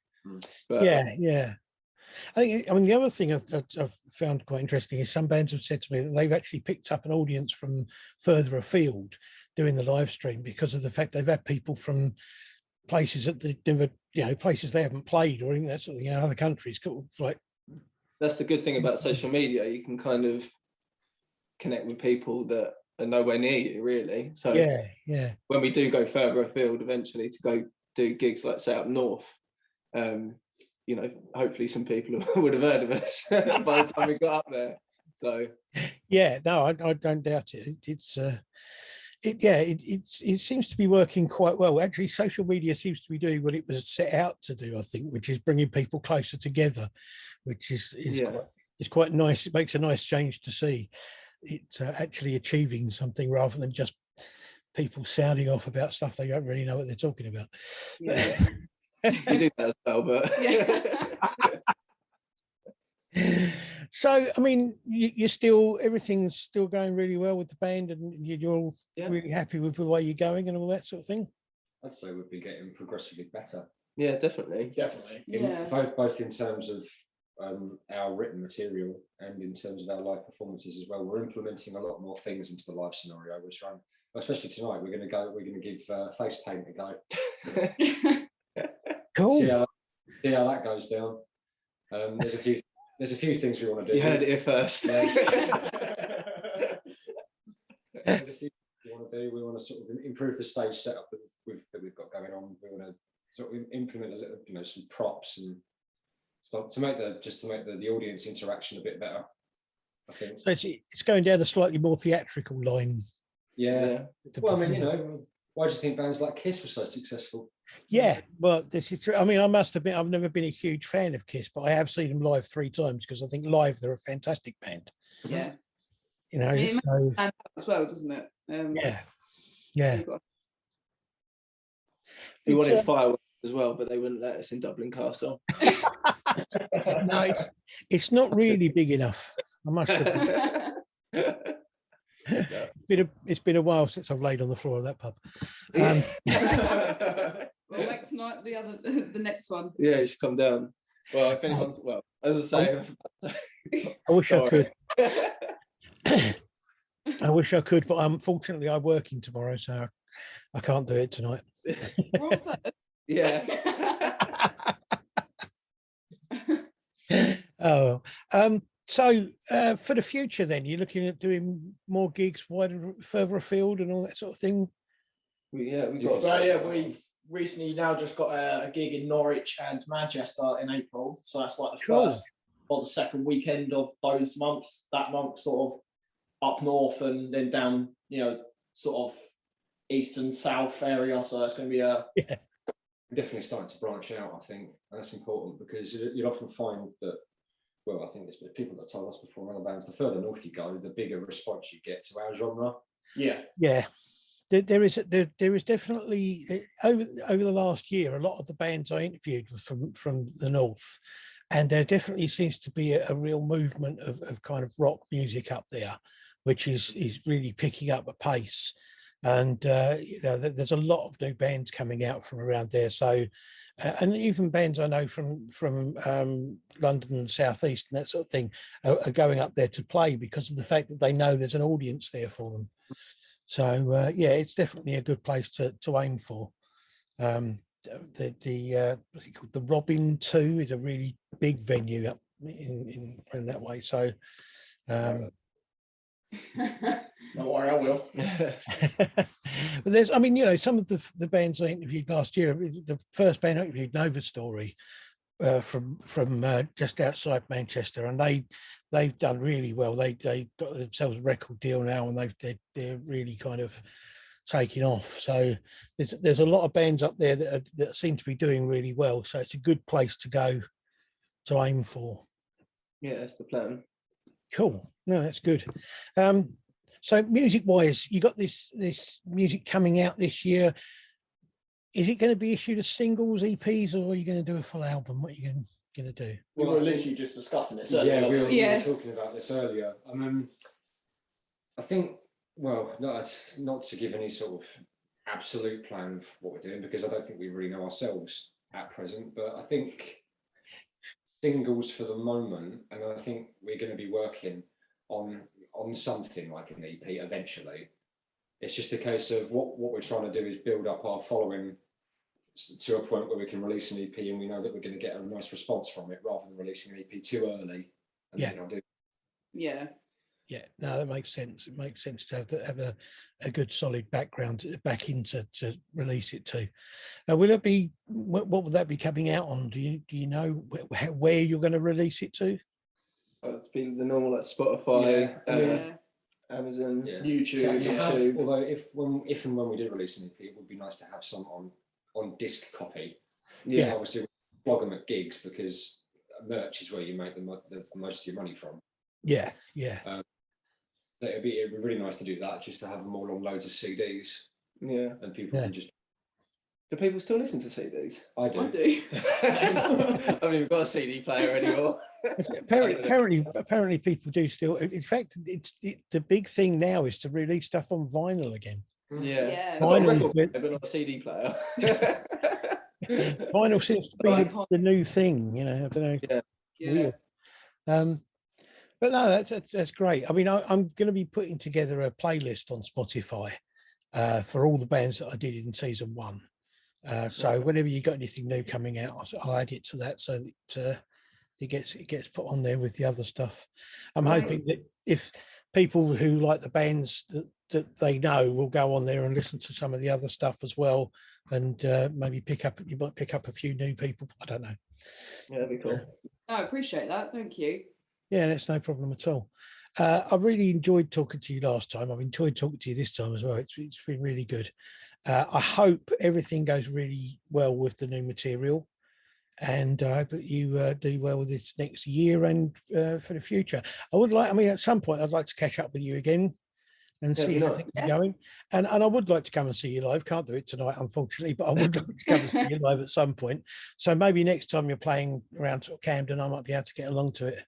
Yeah, I mean, we've racked up quite a few gigs this year anyway so far. I mean, we're only in January. I think we've got about 10 lined up so far. Nice, really. Even I didn't know that. Yeah, they're coming in. So hopefully, as the year goes on, we can just keep going and filling in those empty spaces so people can come and see us. Yeah, that's really good. I'm really glad to hear that you're doing well. It's nice.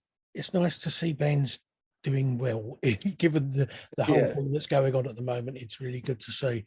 And you know, there are people who've said about venues closing down and that kind of thing, which has been a real problem and a real pain. But hopefully, now things are starting to pick up a bit. Everything will start picking up at a speed, and there'll be more places to play and more people, bands out there playing. So good luck with everything. Thank you. No, Thank thank you. you. Cheers. Thanks for chatting to us. Yeah, it's been It's nice all to right. talk. Anytime. Thank you very much, guys. I'll see you later. See you later. See you later. Cheers, mate. Thank you. So, hello, Alexis Dom. Oh God, I knew I was going to screw it up. De Paris, and this is Stefan, your brother. Yeah. Right, because you weren't in the interview last time, so welcome. Yeah, hi. So, how have you been doing with Ever After? What's been going on with you? So since you last interviewed us, we've done, I've just counted, I think 3 shows. Okay. So we did 3 gigs. So we did one in October, then one in November, then one in December. And alongside that, preparing to go into the studio to record, we're going to record another single, which is starting next week. Cool. So when's that due out? So the producer, Matt Williams, he's said that he thinks hopefully by end of February it'll be ready. And so then we'd probably put it out maybe March, April, just depending on promo and, you know, just maybe getting 1 or 2 videos done. Yeah. So I would imagine probably April it'll probably come out. So we've had this big thing of like, you know, we came out of lockdown and everyone was getting back into the kind of starting to wind up to being normality again. And then everything kind of closed down again. It hasn't actually gone back into lockdown, but it's all closed down a lot again. So, I mean, how much have you been able to plan for the future? I mean, have you been able to get gigs lined up, or what's the likelihood you're going to be doing gigging for a while? Do you want to answer this? Yeah, I mean, we've got a couple of gigs booked beginning of February and beginning of March. So obviously, if they fall through, they'll have to be rearranged. But it's better to have them booked so that we've got them if we can go ahead with them. Yeah. I think we'll just continue like that, and then obviously if things change, then things change. But yeah, it's difficult to make plans for any longer further ahead than a month or so, really, because you never know what's going to happen. Yeah, I mean, the first gig we've got booked this year is 4th of February, and I did get an email from the promoter yesterday just with all the details and stuff. So unless things get worse, that one looks like it will happen. I have seen a few bands have cancelled some, but they're mainly because of the fact that they've had cases of COVID within their kind of band or within the camp, as it were. But some places are being very cautious because they don't want to go back into a full lockdown. So they're being cautious with the amount of people they're letting in and how often they're having bands on and that kind of thing, which I suppose is reasonable because they want to stay open as long as they can. But it doesn't make things any easier for the bands. Yeah, exactly. We just got to play ball, really, you know, and obviously we want to just play and keep on going, and we've got to roll with it, really. Yeah. So have there been any major changes at all to your long-term plans or or the band itself or anything like that? No, not really. Stefan? We're doing it. We're hoping that once we do this single, we promote it, that hopefully things might move a bit faster, pick up with that. So that's why we're doing that. Oh. So I mean, at the moment, have you got where I was trying to remember where your stuff is available online, because you've got some stuff on Facebook, on YouTube, obviously. You also got some stuff. Is it on Bandcamp or? Yeah. We got both our albums on Bandcamp. Both our albums are on Spotify. And then just lots of videos and things on YouTube. We're also on SoundCloud, but I mean we don't use that so much. But if people want the albums, that Spotify or Bandcamp would be the main two places, and iTunes. It's on iTunes. Yeah, it's on iTunes. Well, to coincide with the start of the second season of my podcast, I am actually setting up a Spotify playlist for all of the bands that have been on the show.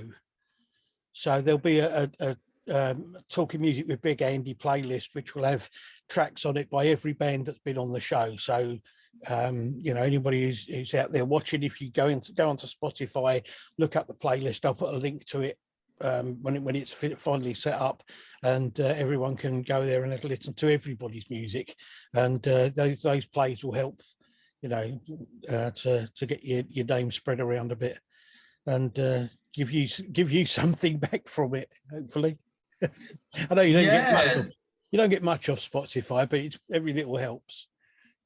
Sure, no, and as we were at the moment now, it's more about exposure. So thanks, that's great. Yeah, that's really great if you do that. Great. Yeah, well, I thought it would make sense. So every band that's got stuff on Spotify that I've talked on, and most of them have, all the bands I've interviewed, most people have got stuff on Spotify. So if I put I don't know, 3 or 4 tracks from every band on the playlist, so that people get an idea of what their stuff's like, and then people can go and listen to their other stuff on their own, by going to their own channels and their own band pages. So yeah, absolutely, yeah, definitely. No, that's definitely no problem. I'll do that. So how have you been? Is it been a bit stressful and stuff dealing with the whole coming out of lockdown, going back into a bit of lockdown, and then Christmas and New Year and all that kind of thing? For me personally, I got to go up and spend it with my family. Managed to get up there. I went up on I think it was the 17th of December. They're up in Lincolnshire, and my brother's up. Stefan's up there as well. So okay. I didn't get to do that the year before because we had a serious lockdown then. So for me that was nice because all our family, the rest of our family, is up there in Lincolnshire. So. For me, actually, personally, I did actually have quite a nice Christmas and was able to just, bench a lot of stuff mentally. Yeah, that's really good. It's nice to be able to just, as you say, to just kind of step away from it all for a little while and just get some normality, if you like. Yeah, exactly. Stefan, did you want to answer that question as well for yourself, or? I mean, it was the same for me. Obviously, being up in Lincolnshire, it's quite quiet out there, so it's not as panic as it is in London. So, so it's quite calm for me anyway. But yeah, it was nice just able to get together for Christmas with the whole family, because we hadn't done that last year, like Alexis said. Yeah. It was really nice, and it wasn't too bad up there. No. That's cool. So this year I'm assuming you're hoping to get out there and do lots more gigging, and you got any have you seen anything about doing festivals or things like that at all, or is it just sort of normal small venues you're doing at the moment? We'd love to do a festival. In the past it's been quite tricky to get on we found it kind of tricky to get on a festival. It seems, if we get offered, we will take that, definitely. So, from our standpoint, like in terms of what we're booking up for the band, I think it's just keep the gigs going. You know, primarily in London, maybe some outside of London, and get this recording done and try and get a good promotional campaign going with the single. Yeah, no, that makes perfect sense. I think sometimes it's a matter of who you know when it comes to festivals nowadays. You know, if you know people that have already played, or you know, sort of like, sometimes what you get is the people who are promoting the festivals will have promoted other gigs, other places, and bands that have played at those other places kind of get the first sort of choice, if you want, you know. Yeah, I think it's a little bit like getting on a support slot with a bigger band, which is again something we'd love to do. So but yeah, we just keep plugging away our end and stay optimistic. Well, no, that's good. That's good. I mean, that's the thing. I think it kind of reminds me like it used to be in the sort of like late 60s and early 70s, when it's like bands have to just keep going out there and pushing it and going out and doing the gigs and going and doing the gigs. The social media stuff's fine and it works, but there's only so much of that you can do before you actually have to get out there and physically be a presence on a stage.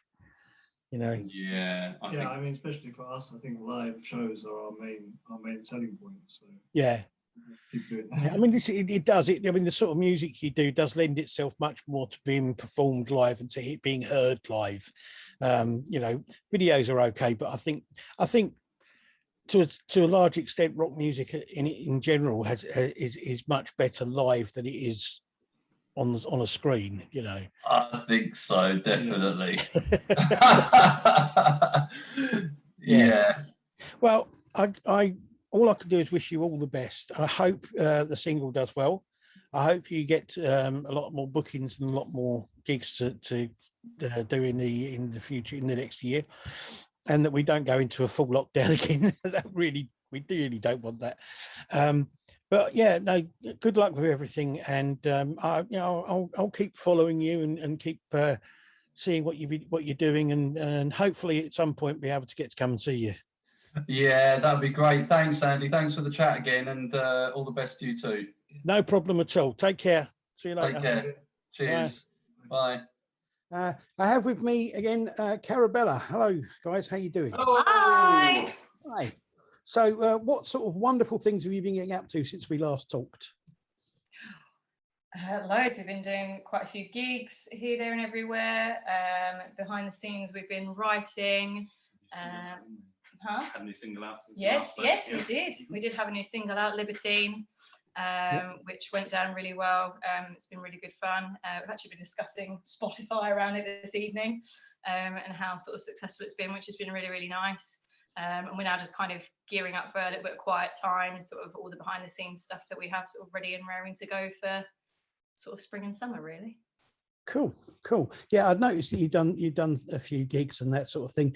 It's really weird because it's sort of opened up again and everyone was starting to do stuff, and now it's kind of closed back in a bit, isn't it? So we're not quite in a lockdown, but we're kind of not far from it. Yeah, we had a gig which was supposed to be on Friday in Tunbridge Wells, which we were really looking forward to, and yeah, just unfortunately it wasn't. It was for a part of somebody else's tour. We were supporting Broken Wit Rebels, and I think there were so many venues up and down the country that just weren't really able to fully open in the right capacity. So they postponed until I think sort of April, May time, which we're looking forward to. But it was a shame. Like we were all looking forward to it, like after Christmas and everything. Yeah. Have that. So. Yeah. So have you got much already booked for the coming year? We do, yeah. We have a few things booked. We've got a lot of good stuff that we're doing behind the scenes. So we're kind of holding our cards close to our chest at the moment about everything, but we've got some good positive things. Good. And I'm assuming you'll have more singles or music coming out. Yeah, at some point during the year. Yeah, we've got some studio time booked in. We're just kind of in the process of finalising the tracks and kind of working out which ones are our favourites really, and getting them recorded and out there. Like there's a big process behind. It's not just going into the studio really. There's a massive thought process that kind of goes into it, like what's the right song for the right time, and everything. So we're working on that at the moment. And then yeah, we will be in the studio to release more songs this year. Cool. No, that's good.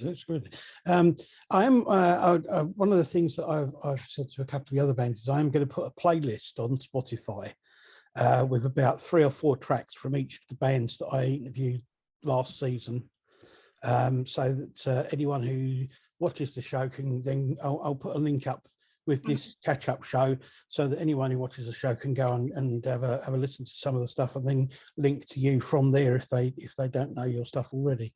So that'll be I think that's a good idea. Well, I hope that you do really well in the next year. I mean, I hope we talk again. I would like, and again, I know I said this last time, I would still like to come to see you at some point. It hasn't quite been possible yet, but we'll get there, I suppose. Are you booked to do any festivals this year so far, or are you waiting again for that? Watch this space. I like a bit of mystery. It's all good. There's lots of really positive things going on behind the scenes at the moment. Like, we've got a great management team at the moment who we get on really well with them as well, which is a bonus, and it's really, really nice. So there's a lot of things going on, and we just want to just make a good and big thing of it. We don't want to sort of say too much kind of too soon. So yeah, no, I understand that. That's perfectly reasonable. So as the things with with lockdown and coming out of lockdown and maybe slightly going back into it, has that changed any of your plans at all for the future, or are you sort of playing things by ear and sort of like taking it 1 month at a time? Yeah, effectively the latter. I mean, we're kind of used to this now. We're not stopping doing things. Like, anything that comes along that we want to do, we're booking it in. If it doesn't go ahead, it doesn't go ahead. We kind of rather, it's not taking a risk as such, but it's nice to see these things coming in and have something to potentially look forward to. So things will possibly get cancelled along the way, but it's not stopping us from kind of proceeding with what we can. It is what it is. Like I say, it's been 18 months, 2 years now, and we're used to it, and you just got to kind of work your way around it and everything. Like, life doesn't stop, really. Yeah. Music doesn't stop. No, so have you all been well? I mean, have any of you been ill at all, or have you managed to avoid it? Kate got COVID. I got that. Yes, I must say I had COVID last Christmas, which wasn't very pleasant, but I have since then had my jabs and my booster and everything, so I'm hopefully away from it now. Yeah, but, you weren't too bad with it. Yeah, because I had it last Christmas as well. Tradition. Yeah, with the jabs, definitely a lot milder symptoms. So thankfully, but you missed out on laser tag. No, I missed out on laser tag. So I had the boys, so we went to laser tag for our Christmas do. We try and do something every year, and I was well geared up and well excited for like girls against boys, and Katie and I were going to smash this. And bless her, I think it was that morning, wasn't it? Tested positive, and like internally, I was like, I'm really excited you got COVID, but also thanks. So there was me running around like laser tag, like, don't shoot me, as both of them are like.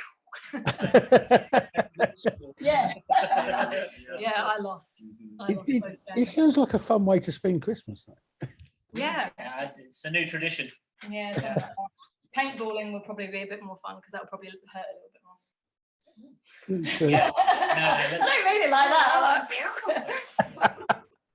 that. No sadism there or anything intended. Just want to hurt them, apparently. Well, that's it's reasonable, I suppose. It's what happens in bands. It's like being in a family. You love them, so you want to hurt them. Yeah. That is right. That is the perfect analogy. Like, for being in a band, it is like family. Like, we get on so well, and like we're all really close friends. But obviously, you do butt heads. It's natural because you're so close. Yeah. Stop it. See, but no, it's like we can all turn to one another and have a good laugh and beat the crap out of one another at games. Yes, well, that's reasonable. As long as it's only at games, it's not too bad. Yeah. Well, thank you very much for this quick catch up. I mean, I know it's not much or anything, but it's really nice to talk to you again and to see you guys and to see that you're all well. And I hope everything goes really well for you this year. And I look forward to hearing more news about music and concerts and things like that. And good luck for the future. Thank you very much. Thank you. Thank you. Thanks a lot. Cheers, Andy. Cheers. Cheers. Verity, hello. How are you? Hi. I'm good, thank you. How are you, Andy? I'm okay, thank you very much. I'm doing very well. I'm going to let Alex talk as well. She won't let me I talk that will. much. It'll be a little bit of talking, but I will. Well, I'll- last time we didn't even get to see you. So I mean, it's an upgrade. It's a step up. He's good, really. I let him on camera Yeah, now. I know. People so start to talk. can we have an introduction, because some people may not know who he is. My lords, ladies and gentlemen, this is the talent behind every single thing that we do. It's That's not true, but it's sure. Alex White, my long-suffering husband. And You say that every time. You even say that at but, gigs. and partner in crime. But he is the talent. I'm not sure that introduces anything. What else am I meant to do? Play Oh, you're guitar? Alex. You were born in Cheltenham. No, You're I don't know, 1980 something. 1980 something. That'll do. That'll do. That'll do. Fair enough. Well, welcome, Alex. Thank you for having me. So what have you been doing since we last talked, apart from being quite ill? Yes, I have had COVID, and it was fairly severe. I wasn't 100% well with that. I was basically knocked out for a couple of weeks and still slowly recovering. My energy levels aren't quite where they were. And it's certainly because I'm so tired. I know, you're like, oh it's quite difficult to tell, actually, because your energy levels are through the roof all the time anyway. So I know. Well, this I am much more tired than usual, and I think it's affecting my ADHD symptoms a lot more as well because I'm so tired.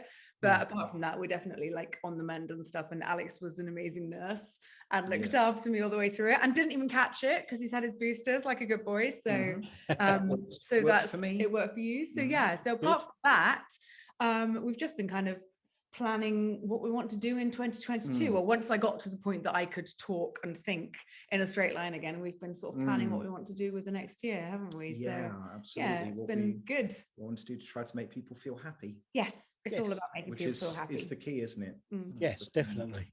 Well, I mean, I did see that you'd done managed to do a few live performances and get there and actually play live, which is that was quite a good thing because it's been a while. And so but what plans do you have then? Have you got anything concrete, or have We've got quite a lot of gigs in the diary. Yeah, we've got quite a lot of gigs in the diary, I think, and we've also got quite a lot of new music written, which is exciting. And also we've got lots of ideas for online yes, online content, magical friendly content.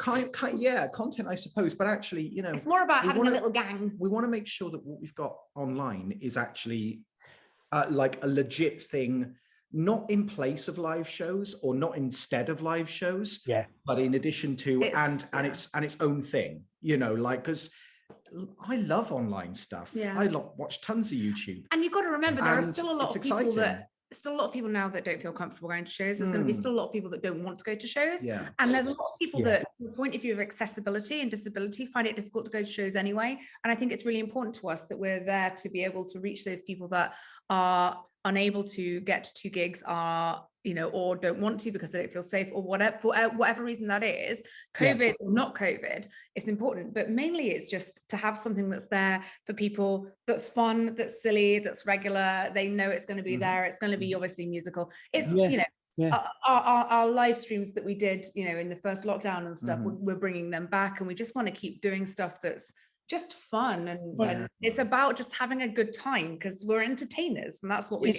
It's the thing. I mean, if some of the other bands that I talked to on the show have been doing live streaming stuff, and they're going to carry on with those as well because they have found that it's a good way of connecting with an audience, especially if you've got an audience that are kind of like split or spread around the country, or even over the world, or different parts of the world. In Europe, in America, and Australia, stuff, and they wouldn't be able to get to a gig. So and Yeah, know, absolutely. something I think is easy to think is that, oh, weren't live streams just easier to do during lockdown because it was lockdown? But I thought about it and I thought, do you know what? The internet is so full of fun stuff to do. Yeah. But there were still those like 30 to 40 people choosing to come and watch us on those live streams. Absolutely. And you realize that's irrelevant of coronavirus. It was because it wasn't that, they had nothing better to do. They had tons of things better to do. And actually, But, during they coronavirus, chose to watch. because everyone was doing it, Yeah. it was very much kind of like it became quite saturated. The market for that kind of thing became quite saturated. And actually, we had this big conversation a couple of weeks ago, last week, didn't we, about like a number of things that have started off online and then turned into touring shows. So obviously, a band model is obviously you do a lot of stuff, an old band model, I say, you do a lot of stuff out there and then you do whatever else. But actually, if you flip it on its head and you look at it in a way like you might look at a podcast or something, or a YouTube channel where people start off doing the online content and then they do the shows afterwards, that model works too. So why not amalgamate the two of them and turn That's it into all is. something Yeah, it's else? just- I just really, personally, I just love online stuff. I love online content as well. So I'm really excited about the possibilities of how much fun we can make for people. And I to just have a want good to time, spell it out now. We are not launching an OnlyFans. Fair enough. Really? Sorry, Alex. Sorry. Because that's what you need to shut that everything- down. No, you need to. Oh, because put everything's the relying lube on that. away.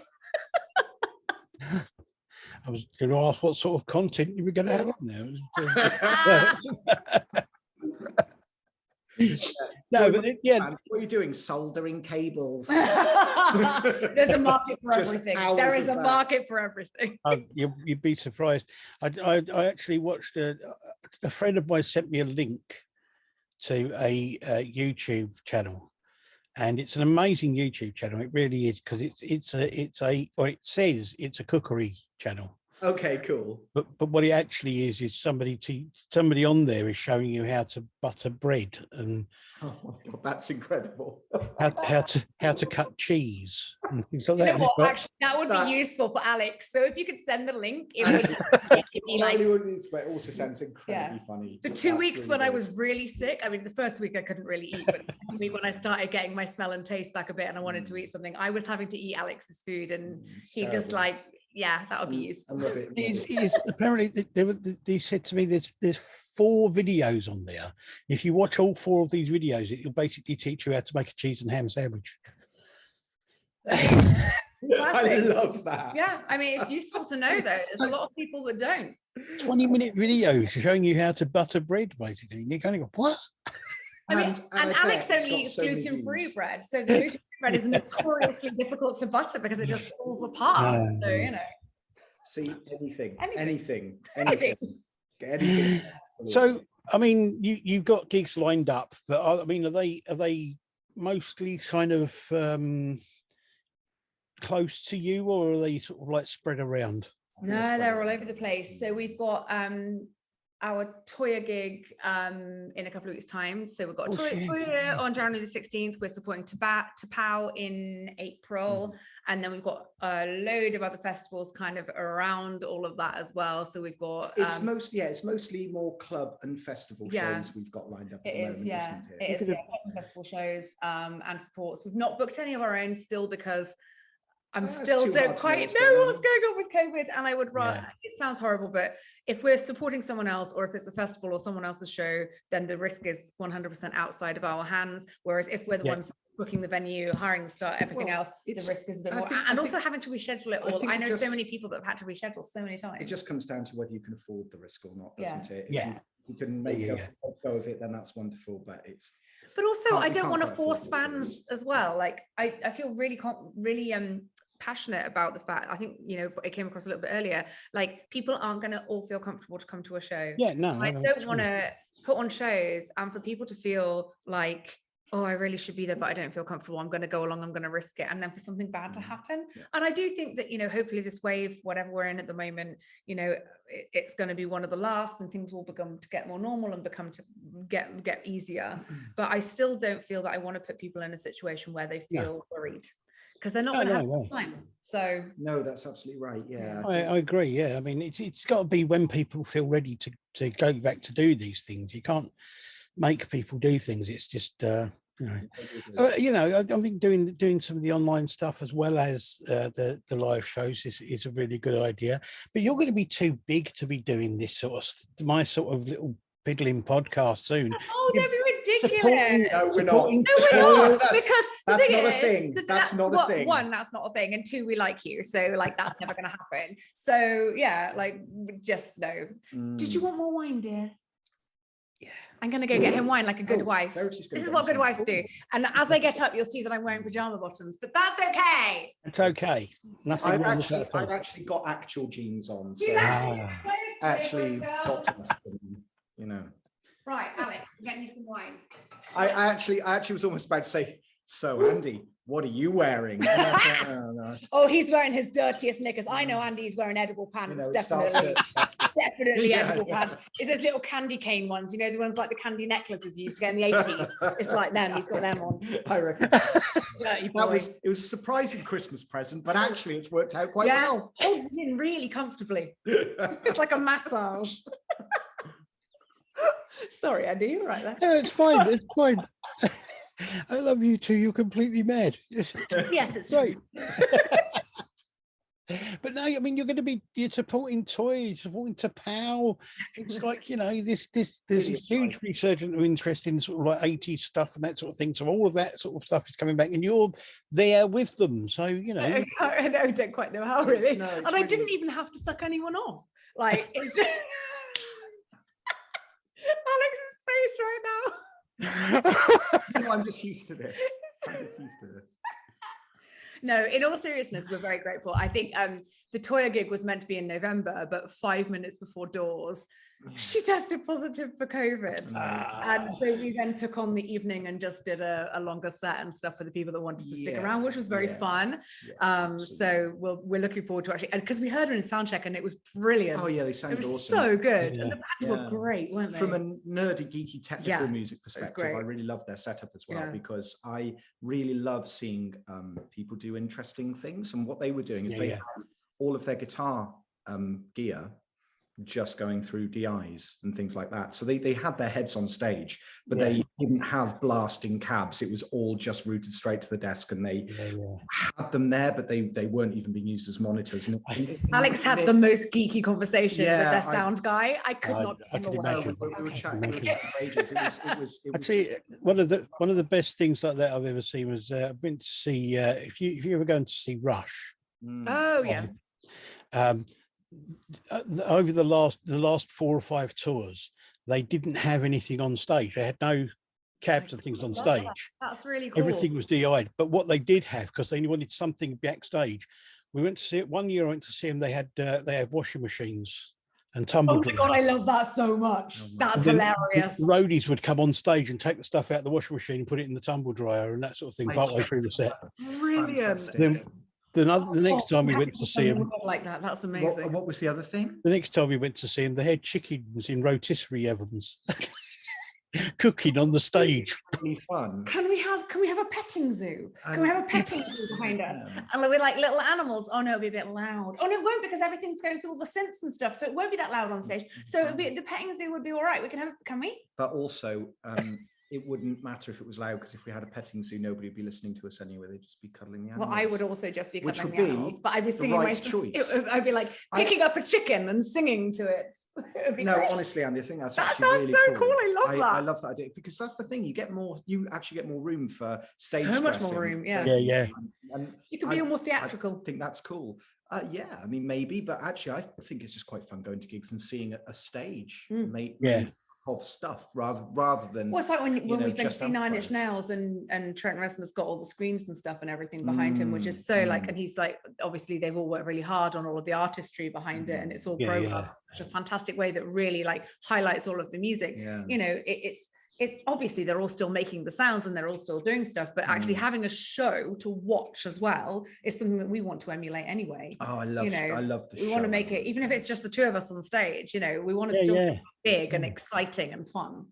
Well, the thing though is the fact that the staging, whatever staging you choose, has got to be something that's more spectacular than whatever trouser suit you're wearing at the time. I know. And it's difficult because they're pretty spectacular. They are indeed. Although I've got my eye on a few new pieces, but I feel like I've got quite a lot of pairs of dungarees now, and I feel like maybe I need to curb the habit a little bit and like just not be quite so crazy. But I don't know. There's some like glittery mermaid ones that I've got my eye on, which are pretty amazing. Sounds cool. Yeah, Sounds cool. But you could go for like character onesies and things like that. I mean, I have many character onesies upstairs. We wouldn't even need to. Like, we could go on as a different Pokemon every single time, Alex. There are so many Pokemon. Andy, if you were a Pokemon, which would you be? Oh, I've always been quite into Squirtle. Oh, Squirtle's lovely. So Alex is just like, I don't know any of the names of the Pokemon. No, I know them through the fact that I'm obsessed with Pokemon. Yeah. Through diffusion or osmosis or something. I don't know. Who's yours? You'd have to be quite a grown-up, serious Pokemon. Oh, I quite like Pokemon. That tortoise guy with the Bulbasaur. The tortoise guy with the big forest on his back. Oh, the evolved form of Bulbasaur. Is it? Yeah. Venusaur. Venusaur's got the thing, and then Torterra's got the bigger one. Yeah, the big, Torterra, yeah. He's cool. Torterra always reminds me, whenever I see Torterra, all I think about is Discworld. Oh yes, no, me too. It's so Discworldy, and I swear that's where they got the idea for that. And when have you seen the Legend of the Ten Rings? The Marvel. I haven't. No. Okay, there's a part in that where they go somewhere and Ninetales, the Pokemon, is there, and I got really excited because it was a Pokemon, but actually then I looked it up afterwards. Pokemon stole it from a Chinese myth. Chinese I was like, oh, it's not a Pokemon after all. I'm clearly a Pikachu. But only I'm the Pikachu, like the Pikachu that will not do anything anyone tells him to do. Right. Okay. Very naughty. I must admit to you, I remember my eldest son. Was when he was little, was when sort of Pokemon first came out over here, and I took him to the pictures to see the very first Pokemon movie. Amazing! Oh my god! And he lost his rag with me because I fell asleep in the. Oh my god! I went to the pictures to see the Pokemon movie with my cuddly toy Pikachu because I'm that much of a nerd, and I cried so much, but I did manage to stay all the way through. Unlike when my mum took me to the cinema to see the first thing I saw at the cinema, which was My Little Pony, the movie. And I was so upset that she had to take me home. Oh, was it a sad story? I must honestly say I was never a big fan of My Little Pony. Wasn't my sort of thing. I was a big fan of a cartoon called Rainbow Bright. Yes. Oh my god. I had a Rainbow Bright Sprite. I didn't have a Rainbow Bright ball, but I had a Sprite. The first time I ever saw it was the morning after a very large party when I was still under the influence of a lot of acid. Pingu was always a good one for that. Pingu with a hangover was always just the funniest thing you'd ever seen. It was like sitting watching Rainbow Bright when you're tripping on acid. It's just kind of incredible. Yeah, I can imagine that. That's amazing. No, I think cartoons have. There's nothing like the cartoons from the 80s. They were amazing. Yeah, quite a place. I know, God, some cartoons are just so they're aimed at kids, and you just watch them and think, how is this aimed at kids? Yeah. Really nuts. It's really dark. Yeah. That's what all the good children's stories are, really dark. You know, it's like Coraline. That's what Neil Gaiman says all about his books when he's writing for children. Like the best books that were ever written for children, like the Brothers Grimm and all of that, are really dark. Oh yeah, the original Brother Grimm. Oh god, they're amazing. Horrific. I may have to edit some of this. Sorry, I mean, you know me. I know. I know. I should have expected it really. But back to music. So where do you want to be at the end of the year? Do you want to be doing stuff online and live stuff and putting new material out and things like that? Yeah, very much so. Yeah, I think that's a big just making sure that live show looks cooler. That'd be really nice. That's a big thing. You need to get a new singer. The online stuff is just that we just make sure we do it constantly all the time. And I think it's, for us, it's about, obviously we want to be able to express ourselves as artistic people and musicians that want to be able to make something that people want to listen to and feel attached to. But at the same time, we very much know that kind of we want to be there for the people that really like it, and we want to make it something fun. When I say it, I mean the online presence, I mean the show, I mean whatever, I mean us as people, whatever it is we're doing, we want that kind of thing to be something for other people. So it's not that we're doing any of this actually for ourselves, apart from the fact that we feel the need to create and that we want to share that. It's more that we actually want everyone else to have a nice time. But I think the thing is it very much so. There is the thing though, which is the fact that I think if you go on stage and you're enjoying what you do, and you are having fun with it, then everybody else watching you gets caught up in that thing, which is, I mean, I've been to see bands that have, like, there are some bands I've been to see that I really don't understand how they've got to be as big as they are, because on stage they just stand there and play. And do you know what? And I know, a bit like, well, no, it's fascinating. And they don't talk to the audience. No, they're not smiling, and they take themselves so seriously. And it's just, I just can't get on board with that. I don't know I wonder if what's happening sometimes when they're a bit bigger is that they started off being super fun. And been told by their management to be. I don't know if it's anything like that. Maybe they just maybe it's like a thing of they don't have to try so hard or something. It's not about trying hard. It's about everyone having fun. Like they're in their position or something. I don't know. See, it's I don't know, because the one thing that I remember right from the beginning when I first started performing was somebody said to me, what you've got to remember is when you go on stage, it doesn't matter if you're playing to one person or 1,000 people, you've got to put on a show. That's your job. Oh God, 100%. Even if you look out and you think, people aren't enjoying this, we've had plenty of gigs where we think, oh shit, people hate us. But you've just got to carry on and look at the people that are enjoying themselves and play to them, and And the other thing, I mean, we've had ones where people weren't interested in what we were doing, so we just turned up louder. Well, and actually, there's another thing that can sometimes happen is because I know I'm personally terrible for doing this, but I'm sure you must have experienced it where you play a gig and you think no one was interested because everyone stands there like this. Oh my God, we've had this so many times. We come away like, oh God, driving home, oh, that was awful. People then go, that was really fun, because everybody has a different way of enjoying a gig, don't they? I'm terrible for going like this, but what I'm really doing is really concentrating and I'm enjoying every second. Whereas if I'm enjoying a gig, obviously I'm jumping around and it's the difference between some people have fun by being really, I'm so having fun, look at me. Look at me. Some people really enjoy it by really, really paying attention. Yeah. And the trouble with the paying attention one is that it can look grumpy, as if they're not interested, but actually they're not interested. What we used to say was, if you had a band who were watching another band, right, the singer and the drummer would be the ones jumping around and dancing. The guitarist and keyboard player would be the ones with their arms crossed watching the band to see whether they made any mistakes or not. And the bass player would just be leaning on the bar. Well, being the daughter of a bass player, I can definitely agree. My dad is always the one leaning on the bar.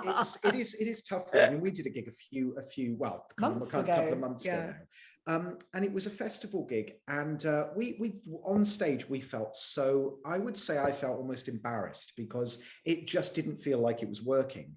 And it was the first festival gig we played for a little while, so we'd done several shows where it was our crowd, our audience, so the whole audience is with you. It was just a little bit of a reminder that, because we were playing and there were some people just at the back that just were so disinterested.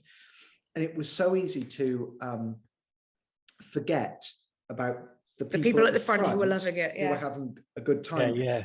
And what you end up thinking is you end up sort of being stood on stage going, it's like you sometimes don't see the good stuff, you only see the bad. And so all I could do was focus on these people at the back that weren't having a good time, or at least were completely disinterested. It's like it was really hard. It's really hard. And Andy will get this. It's like when you do your makeup and it's beautiful and your eyes look amazing, but you've got a massive spot on the side of your face, and everyone's going to see the spot and not your eyes. Yeah, Andy's nodding. He knows.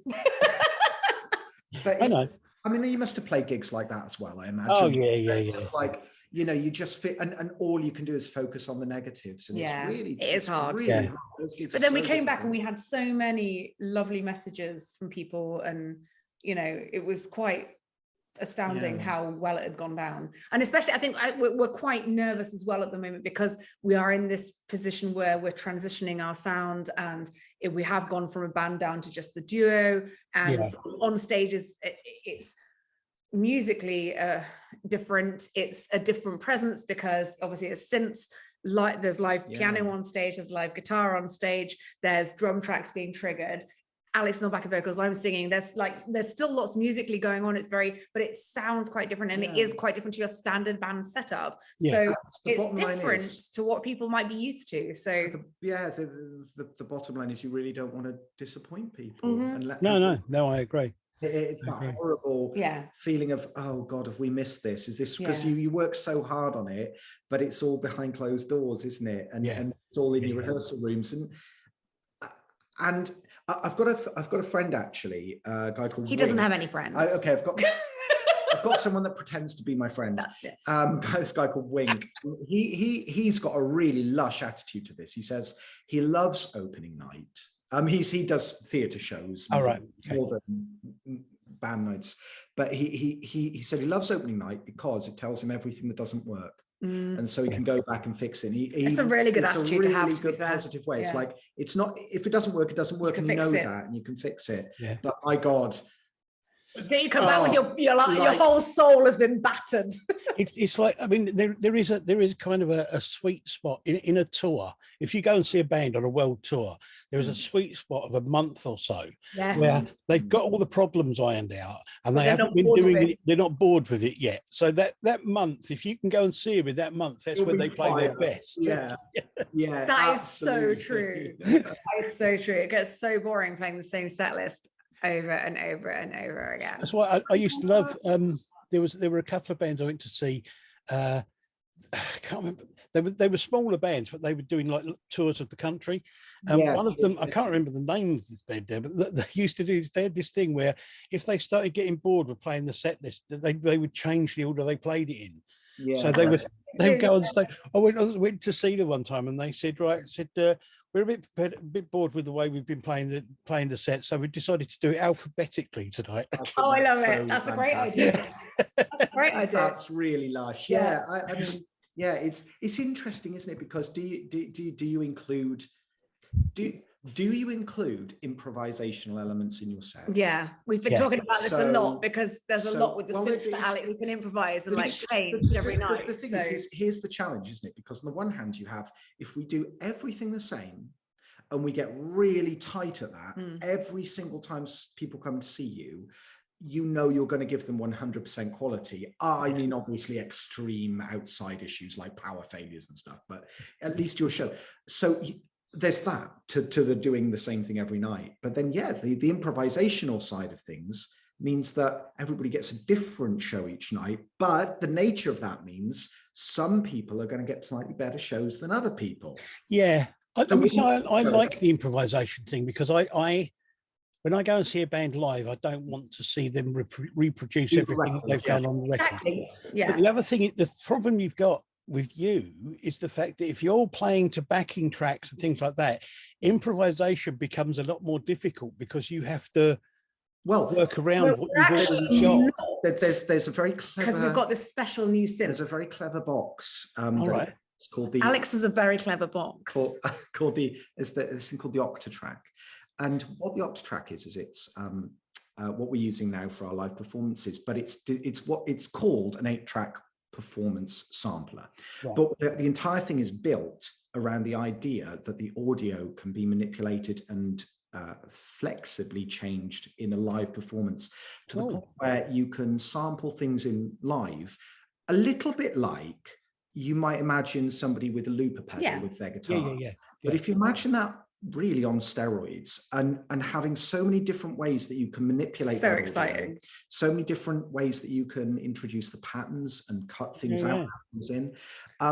It will take a little time to get really good at it, but the thing is, the controls have been built like this, so you have the ability to perform live and manipulate audio as malleably as you would be able to live instrument or synthesizer. So it's basically very clever like stuff. a live backing track that you're doing and manipulating. Well, it's not even a backing track. You're playing it, so you already play a lot of it in. You can play extra bits. It's mad. It's so confusing. I don't quite understand all of it, but it's great. It's quite incredible. And it just gives us that. I think what we've learned from all the live streams that we've done is like the interaction that we have between us, the interaction that we have with the people that were there with us on the live streams is actually something that's really important to us and really important to them. And I think that makes it a little bit different if someone comes to one of our gigs, because it is so chatty and fun and open, you know? Yeah. No, I can see that's quite an incredible piece of equipment, and I can't wait to Alex's hear box what you is can do. amazing.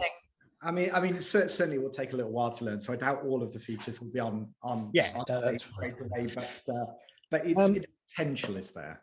Well, I hope to be able to get to see you again in the next year. Oh God, we hope so too. It was great seeing you live, and it'd be It great. was so lovely to see you. Yeah, I know we're playing London again.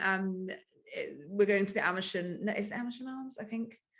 I haven't published the dates yet, but we are in London again. I think it's May. So. Well, I look forward to seeing you at some point, and good luck with the year, and hope everything goes well. Thank you so much. Sorry for rambling so much at you. No, it's fine. It's fine. As I say, I think I will possibly edit it down a little, but yeah, especially the geek. that was just for us. But I'm going to. Alex only showed the box for you. I'm going to stop recording now, but no problem. Thank you very much, and we'll see you again soon, hopefully. Bye. See you later. Right, I have the guys with me from the Battery Farm. Hi, how you doing, guys? Very well. Very well. Tired but alive. Isn't that all we can ask for? So what have you been up to since I last talked to you, which was a little while ago? I know you've put out your single of Roy Keane, and you brought out something else. You put out something else. We did, yeah. So we brought out Roy Keane Isn't Real, and that's from the EP, which is now out, called Dirty Den's March of Suffering. Yes. We've that's been out a few months. I think we released it in October. We had a big sold out EP launch, which was nice for that, and it's done well on vinyl sales. We did a limited run of like 50, and it's not quite sold out yet, but we've only got a handful left, so that's decent. So yeah, it's gone really well. It's received warmly as well. It's been in a few of the end of year lists that you get. So all in all, it's been nice. That's good. Yeah. No, I'm glad to hear that. And have you been out gigging more? Because I've seen some adverts for gigs coming up. I just wondered how much you've actually been able to get out. A shit ton, to be honest, since July. I think our first gig back was the weekend after. Or was it the weekend of the great lifting, as it were? There was Tramlines in Sheffield, and then we've pretty much gigged every couple of weeks since then. I was just going to say that stint of gigs that we did prior to the second COVID-y bit this winter, that really gave us a lot of momentum. It was just a gig after gig of greatness and loads of people sort of enjoying the gigs. So it's kind of nice to get that run going. Yeah, basically it's been an absolute blitz of gigs, and they've all been great. The second half of the year, playing to sort of full crowds as well for the most part. I think there's only one or two where it's been quite quiet, which was really good. And then we finished it all off by playing 3 gigs in 24 hours, which is pretty cool. Yeah, we did the Pirat in Manchester, then we supported Discharge at the Ferret in Preston on the Saturday afternoon, and then the Saturday night we played a festival in Stalybridge, which was absolutely batshit, but it was a lot of fun. Yeah, I noticed. I've seen some adverts are coming up for different things you're doing in the next year. Have you got a lot already booked then? Yeah. Yeah. I think it's all. Yeah. Go on, Ben. Sorry, go on. I was just going to say we're booked up gig wise, I think, until October, and I think that's all off the back of the strong run that we had towards the end of this year with the EP coming out and the sort of great set of gigs. We've got a lot of great gigs from that, basically, and it's pretty cool. A lot of people that we never thought we'd get a chance to play with as well are people who we really admire. So we've got a gig. Our first gig back is with the Evil Blizzard, who are one of our favourite bands and one of the bands that sort of kicked it off for us in terms of what we'd be able to achieve with this band. So it's nice that that's come full circle and they've asked us to play with them. And then we've got we're playing in Macclesfield in April with the Buzzcocks as well, so supporting the Buzzcocks later in the year, which will be cool. Basically, it's to be honest, and it's since we put the EP out and since we came back to gigging, it's blown up to an extent. It's going better than we ever could have imagined it to, and we're in the midst of sort of just ploughing away at it and working really, really hard at it, and like. You're starting to see in the gigs that we're getting the fruits of that. Really, it's a 10-year. Like we've only been in this band coming up to 3 years, but for me and Don, we've been in bands together for decades, over a decade. Yeah, so it's a 12, 13 year labour of love. For me, I've been in bands since I was 12, so it's a 17-year labour of love for me. This, and it's a 17-year journey personally that's got us to the point that we're at now. And I'm not pretending we're anywhere, we're not massive or anything like that, but we're making good headway, and it feels like there's a momentum behind us and a buzz behind us, and it's the first time I've ever felt that. Which after 17 years of doing it and plugging away at it, it means a lot. Yeah. No, I can see that. Yeah, I mean, it's one of those things, isn't it? It takes 20 years to become an overnight sensation. Yeah. And even then, Andy, we're not by no means are we an overnight sensation, but bloody hell, we've worked hard to get where we are. Do you know what I mean? Get the crumbs that we've got now. Yeah, no, it's never a true word spoken. Never. Oh well. So I mean, has the whole lockdown thing changed the way you do things, or the way you are, or what you're looking to achieve at all? No, not really. To be honest, it just allowed us to focus a bit more. We used the time to write and exchange ideas, and then when me and Dom could meet up again, because it's me and Dom who do the writing together. We used that time to sort of put the ideas that we'd sent each other back and forth, actually put them into motion and put them together. And the EP is full of songs, apart from the single. I think, it's mostly made up of ideas that came about during lockdown. There's oldish songs on it, but in terms of the ideas that are on it and the concepts and the things that are on the recordings, the majority of the songs as well. Yeah, the majority of the songs, it's things that came about in lockdown and ideas that were formulated in that time that we had to sort of put it all together. So I think what it did was it allowed us time, because this EP is a sort of marked change in direction from the first one. It's a bit more expansive. It's a bit, dare I say, softer in places. It's a bit more melodic. I do a bit more singing rather than barking. So it gave us that time to breathe and sort of grow as a band. And we're going to need that time sort of later down the line, I would imagine, this year. But at the moment, we're having fun just sort of playing the songs and going out there and doing it. But in short, it didn't really change anything apart from it gave us the time to sort of crystallize our vision.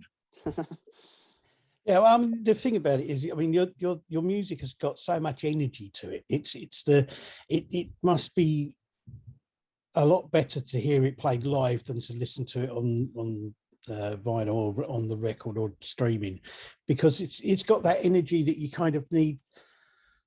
You kind of get a buzz off it if you're watching it, and you're going to get a buzz off it if you play it, and you both feed off each other, the audience and the band. So it kind of creates this whole sort of atmosphere. I think so. Yeah, I would agree with that. It's I think to see us live, it's a lot more like it's more powerful because it's like you say, it's that visceral sort of guttural thing where it's coming from the thrust. It's coming from your soul, and you can feel that when someone means it, which I happen to think that we do.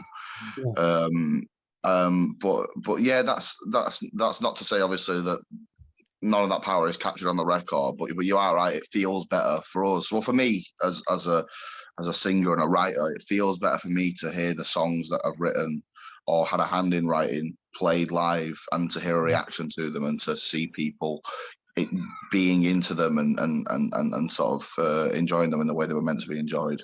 Yeah, they're two different things as well. I think we've always said that. We've always said that the recording is a complete idea of what the song is, and every idea that we have for the song is crystallized and immortalized in that recording. Whereas it's like a portrait of the song. Yeah, whereas the live experience is a portrait of an emotion.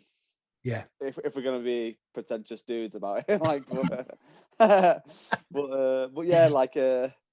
I feel like that live you're always gonna capture a raw emotion that maybe it isn't there in the sort of recorded version, but in the recorded version you're getting a full idea of the song, you're getting a full realized version of what the song is, not just a raw scream of it. Do you know what I mean? Like yeah, no.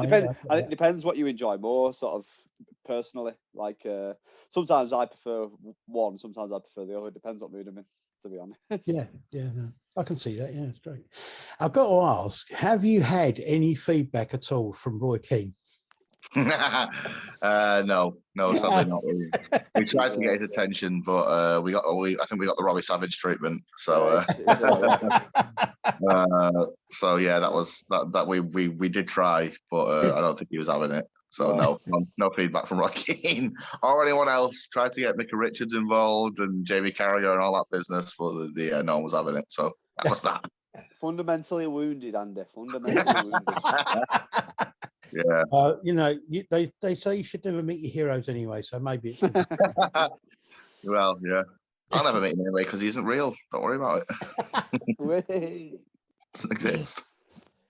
So from here on, I mean, you've got the gigs lined up for the rest of the year. Will you be doing more recording later in the year? Yes, is the answer to that. I don't want to say when or what we're planning on just yet. But I think once we come to the end of something like a concept or a world or whatever, we always want to get straight on with the next thing, and we've got ideas, and we're gonna start putting that into motion as soon as we possibly can. But yeah, we've got the plans. We know what we're doing. We've got them plans. Well, I'm glad to hear that. I'm glad to hear everything's going really well for you. Thank you. I hope everything goes well this year. With a bit of luck with things the way they're going, we won't go into another lockdown. So we have to get out there and carry on playing. Yeah, it'd be nice. And everything. It's been really good hearing your music. Really good talking to you guys. Thank you again. And as I hope to catch up with you at some point in the future. I'd still like to come and see you live at some point. Yeah. We actually had so we couldn't announce it. I didn't get to the announcing stage, but we were booked at the New Cross, Cross Inn. Yeah. But it was the same night as Evil Blizzard, and the Evil Blizzard gig. There was a fee for the Evil Blizzard gig, and obviously it's one of our favourite bands as well. So we had to sort of say to Josh, who was running it, we couldn't do it, but we've got that in there. We're going to try and organise a date at some point soon. So we will be in London this year. It's just a case of when, basically. That's cool. That's great. Thank you for talking to me, guys. I've got to say one thing, because she's not here at the moment, but my wife would love your jumper, Dom. Mine? That is just her kind of thing. Oh, do you know how comfy it is as well? It's unbelievably comfy. I can imagine. Thank you very much. Is that your Soviet? Is that your Soviet teddy bears one, or is it? No, this is a different one that's equally as colourful. Soviet teddy bears. That's great. That's a whole thing in itself. Well, thank you guys for talking to me and for coming back on. Wish you all the best and hope to talk to you again soon. Yeah, definitely. Thank you for having us. See you very soon. See you very soon. Bye. So now I have with me Tangerine Cat. Hi, how you doing? Hi, Andy. So it's been a while since we talked last. What have you been doing since then? Have you been able to get out and play live? Have you been recording new stuff?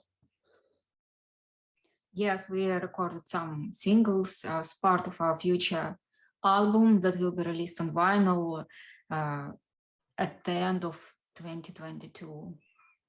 And we just released our new single, Anti-Lullaby, with Bruna De Luna. You Yeah. had with them. That was quite. I was quite surprised by that to see that, to be honest, because you know I interviewed Bruna De Luna on a separate program. But that was quite cool. I really like that actually. It's really nice, a really nice nice piece of music, really nice song. So how did that come about? How did that come about? Как это получилось? Rona wrote to me, and we decided to collaborate because I really I wrote to Runa first because I really liked their music and they liked our music. So, and we decided to collaborate. Oh, I like this card. We decided to collaborate, and Runa sent to me their song, not finished song, and we did it together. Cool. No, that's good. It sounds really good. So, I mean, when I interviewed last time, I asked you about, sorry, I asked you about the possibility of collaborating with people, and you said that if you found the right people, then that would be something you'd be into doing. So that worked really well. Yes. But have you been able to do any more gigs at all? Have you had to play live at all since we last talked? Not yet. No, we were focused on our album because we have a grant from Help Musicians and we have a deadline to finish this album, and we really want to do something very special and very it's going to be our best work, so we are focused on it now. No, that's cool. Cool. I look forward to hearing it. It's if it's, I mean, I still love listening to your music. It's just, it's as I said before, it's that kind of thing. It just kind of takes you away completely. You just get so engrossed in the music and so involved in the sound and the atmosphere. I really love it. It's great. So has the lockdown affected you very much? I mean, I know we're coming out of it now, but you know, we went into the few lockdowns since I last talked to you. So did that give you the opportunity to work on the recording and writing new stuff? It affected us quite a lot because I don't know, I can't remember if we talked about it last time, but we were just getting ready for a tour when the very first lockdown in UK happened. So yeah, that was all, you know, cancelled obviously. So, and then so but yes, in some ways we have had a more, in some ways, because I mean we were ill for a little while, so you know, and different things happened, but in some ways we've had more chance to focus on just one aspect, you know, of actually recording and production, which has been quite a good thing. And we are definitely looking forward to going back to playing live. Maybe, well, not maybe, we're definitely beginning of the summer, late spring, we're going to be back. Oh, that's good. No, that'd be good. You have had some good news in the meantime, though, because I remember seeing a posting that you put online about the fact that you'd got your citizenship. Is that correct? Yes. Citizenship. Yes. I have British citizenship now. Yeah. So that must be pleasing, because I remember you last time you were a bit concerned about that because it wasn't going very quickly. Yes, it was a lot of stress. But that's good. It's good that you've got that now and that you're settled here and that kind of thing. So hopefully I'll be able to get to see you live sometime, because once you get out there and start doing gigs again, I'd love to come along and see you somewhere. So I'll keep an eye out for any adverts and for your social media to see where and when you're playing. What else have you got lined up other than the album? I mean, the album's coming out at the end of the year, you said. Do you have anything arranged at all between now and then? Any more recording or any more anything certain that you're going to be doing? We don't know. We'll arrange a tour, I think. We are going to. Okay. Yeah. Will that be just the UK, or will you try go to Europe as well? We don't know. We'll see how it goes. Okay. No, that's fine. That's fair enough.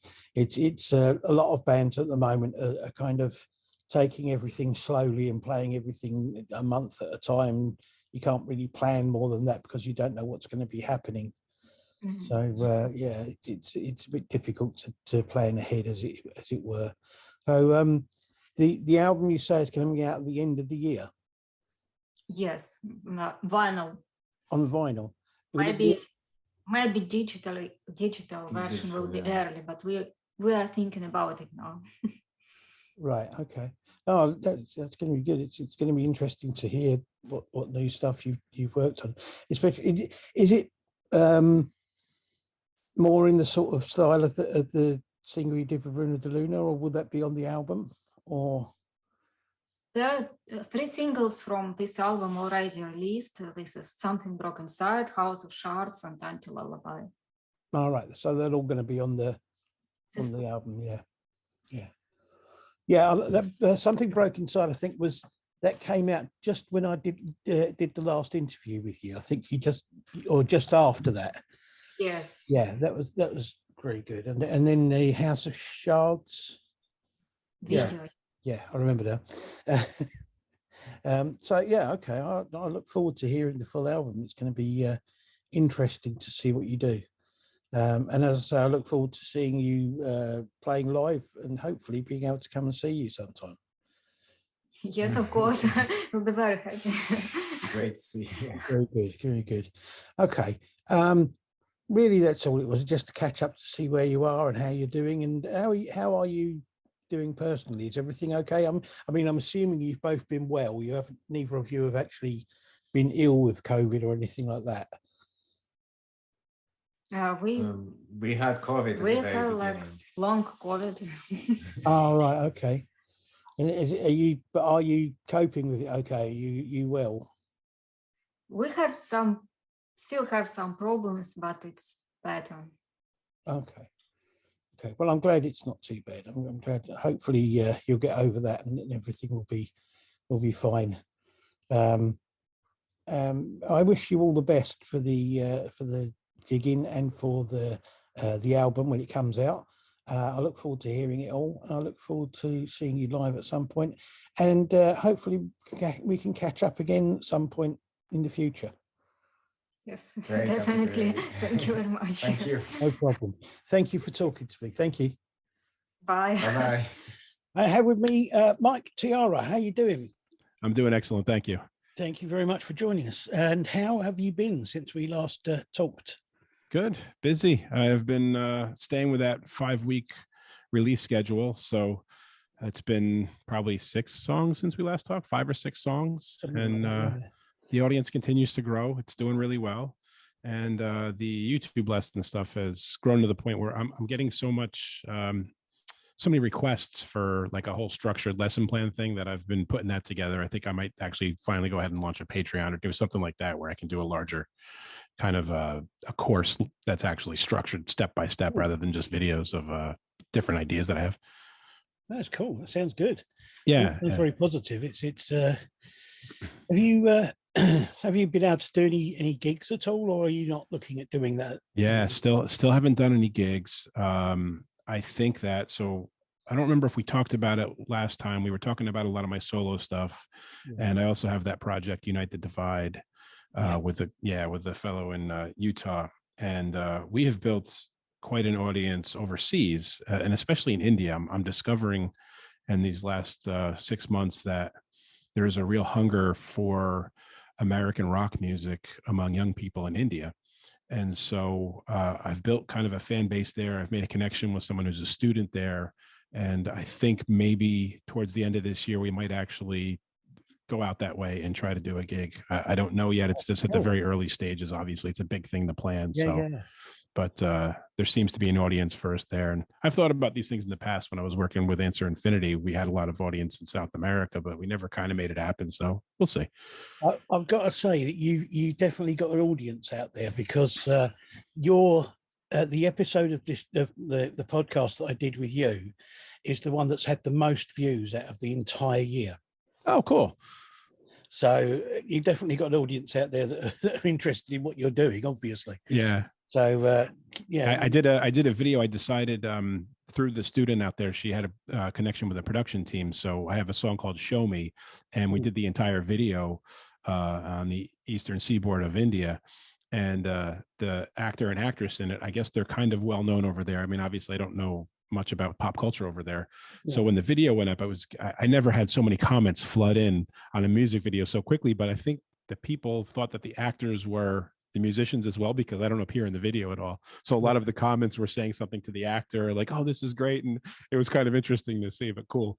Yeah. No, that's cool. That's cool. It's great to see people doing so well, especially at the moment with the way things are. Yeah. So for the future, I mean, you got that coming. You got that you're looking to do, possibly going to India for that. But for your solo stuff and that sort of thing, have you got plans for more releases and things? Yeah, it's just every 5 weeks. It's always on schedule. I'm so far ahead. I have music recorded and done and ready all the way through July at this point. Wow. Yeah. So I'm always writing. It comes out that if I have a writer's block, I guess I wouldn't even call it that. There's just periods where I don't write that last about 2 weeks. It's never more than that. And then stuff just comes out again and I keep going. No, that's really good. It's really good. And then, I mean, sorry, I'm assuming at some point you want to sort of do a tour or something. No, that's common that people ask me if I'm ever going to play behind the solo stuff, and there's just no way to do it because I'm working with different musicians constantly. And I certainly could do it, drums, bass, that kind of thing. You can have other people fill in, but the vocal parts, when I'm working with that many different singers from around the globe, their inflections and their emotion behind it is so unique to them. I don't want someone else interpreting it and having it come out wrong. Yeah, no, I understand that. I completely understand that. No, I didn't think about that, but yeah, it's a bit difficult to. Yeah, I'd have to get like 8 different singers from different parts of the world, get them all on a bus somehow, and I can't see how it would ever happen. So it's really a studio project. I mean, that's cool. It's just as valid, and it's possibly even more so because of the fact you can do it the way you want to do it. Then you don't have to worry about. And the thing I like about it is it's a lot of the bands I've talked to in the last year, and that a lot of the people, musicians I've talked to, one thing I've really liked is the fact that they're not people who are driven by market forces or kind of like fads or anything like that. They're doing what they want to do, and that's the important thing, I think. Is as an independent musician, if you manage to be able to do what you want to do and find an audience with it, then that's a great thing. Yeah. Whatever I'm playing is honestly what I'm feeling. I'm not worried about how it's going to sell or not. It just goes out there. Now and again, I write a song and it just doesn't get the same number of streams and whatnot. And that's perfectly fine. It's what I felt when I wrote that song. And some of them are going to hit, some aren't. Yeah, absolutely. And, not everyone's going to like everything you do. It's just one of those things, no matter who you are. Yep. So the what's the name of the other project you're doing? Unite the Divide. Unite the Divide. Yeah. Because that's the same people every time. There's an ability to do some kind of live presentation if we ever do that. Are you going to be recording more with them and maybe putting out an album or something? We'll do it as an album. We'll continue doing singles. Okay. I don't think we would ever do an album unless we were in a position where there was such an audience for it that they would consume an entire album at once. When you're talking about audiences of less than millions, it's much easier to work with singles at a time. Yeah. And so we were also on a 5-week schedule with that band, it seems to be the best thing I can do. For playlists seem to carry you for about a month, and that's been a lot of where our audiences come from. We did over the holidays, we slowed down a little bit. The one guy, the singer and drummer in the band, he was sick, so we didn't record for a bit, and we're just starting to wind back up now. Okay, that's cool. That's cool. So, do you have a separate YouTube channel for them, or do you? Yeah, it's under Unite the Divide. Yeah. Okay. I'll definitely have a look at that because I haven't. Yep. Yeah, that music is wanders a little more into the prog kind of Dream Theater style than the stuff that I do generally. My Cool. stuff's a little bit more popish. Yeah. No, that's cool. That sounds very interesting. Actually, I do like that sort of stuff. Cool. But yeah, I'll listen to that. Well, I hope that everything goes okay for you and that you do well with the singles and everything, both your own and with the band, with Unite. Thank you. Divide. I'm assuming, hoping that you are well and that you've been well over Christmas and since we spoke last. Yeah, everything's good, thankfully. My health is good and my family's still here. So Well, that's Yeah. a good thing. That is a very good thing. Yeah. So thank you very much for joining us again. As I say, I hope everything goes really well for you over the next year. Thanks, and thanks. you build the fan base and get out there and do that Indian gig. That would be really interesting. Yeah, like I said, it's a lot of logistics to make it Oh, yeah. happen, but my contact out there is really pushing for it. There's some festival in December that happens every year, so Oh, that would be the thing we would pushes the target. time, doesn't it? Yeah, Yeah. It would be nice to see you out there playing. It'd be nice for you it'd be lovely to see you come over here and play. I think you got an audience over here as well. Yeah. If they came and saw you. Thank you very much. Yeah, thanks for having me on. Good luck with everything, and hope to see you again soon. Yeah, we'll talk soon. Thank you very much. Thanks. Bye-bye. Right, I have with me Night Thieves. Hi, how you doing, everybody? Hey, Andy. We're good, thanks. Good to have you here. So it's been a while since we talked, and last time, Jess, you weren't available for the interview. So lovely to have you here. So what's been happening with the band since we talked last? I think it was July when we last spoke to you, Andy. I think so. Yeah, something July, like that. August. So what have we done since? We've had we released a new single, Atoned, in September, and then released our new EP, Spiral, which came out in the middle of September last year. Cool. Which we're really proud of. And yeah, we finally got gigging again. Had some gigs towards the end of last year. Cool. It's epic. It's nice to see. I mean, there's a few bands have been saying that they've managed to actually get back out there on the road and start doing some more gigs. So, have you played many? Were there quite a few, or? We just done two. We played the Horn in St Albans, which was awesome. Great lineup of bands as well, and that was the first one. And yeah, it was just I don't know, it was just such a buzz to play again. It was it was really cool. And then the other one was a Camden Rocks festival all dayer, the Dublin Castle in Camden. Again, great lineup of bands, like really just a great spirit and excitement between everyone just to get out and play again. Yeah, it was pretty cool. Yeah, really it's not a bad venue. That I've been there quite a few times. It's quite a nice place to play. So have you got stuff lined up for this year already, or are you playing it by ear? I think we already started to write some songs straight after the EP. It was like such a relief to get that stuff out there, because we've been working on it for like the past year, but like keeping it stum until then. Already looking forward to, okay, we've got some more ideas. I know Paul and Rick, you guys have already been coming up with loads of stuff, haven't you? And I'm starting to try and explore some lyrics. Hey. Okay, that's cool. Have you got gigs lined up at all for the year at all? Anything yet? We've got one or two, haven't we, at the moment? Yeah, we're just in the process of confirming a couple of them. We're getting quite a few requests through now, which is quite good. I think now that things are opening up, people are getting a bit more confident about booking some gigs. Yeah. So we're starting to just see a few more trickle down. Like I think there was a bit of hesitation towards the end of last year about booking more gigs, and now things are starting to look a bit better. We're starting to get that, starting to get a few more coming in. Yeah, and as we go through sort of spring and come towards summer, and that it's going to be easier because people are going to be able to do more outdoor events, which are going to be a lot easier for the whole COVID thing. So hopefully, as the weather gets better, then gigs there'll be more and more of them. Yeah, So I think it's getting better now, and I think everyone's sort of got used to it now, haven't they? How things are, and being a bit hopeful now. We'll sort of get used to getting into 2022 and being not relaxed, but being able to go out, knowing how to be cautious and stuff. Yeah. I think a lot of the venues have realised that they can still do it. It's just a matter of organising things the right way. So it's getting to be a bit easier. So you've got new material you're talking about working on that over the next year. Any ideas when that might be released towards the end of the year, or?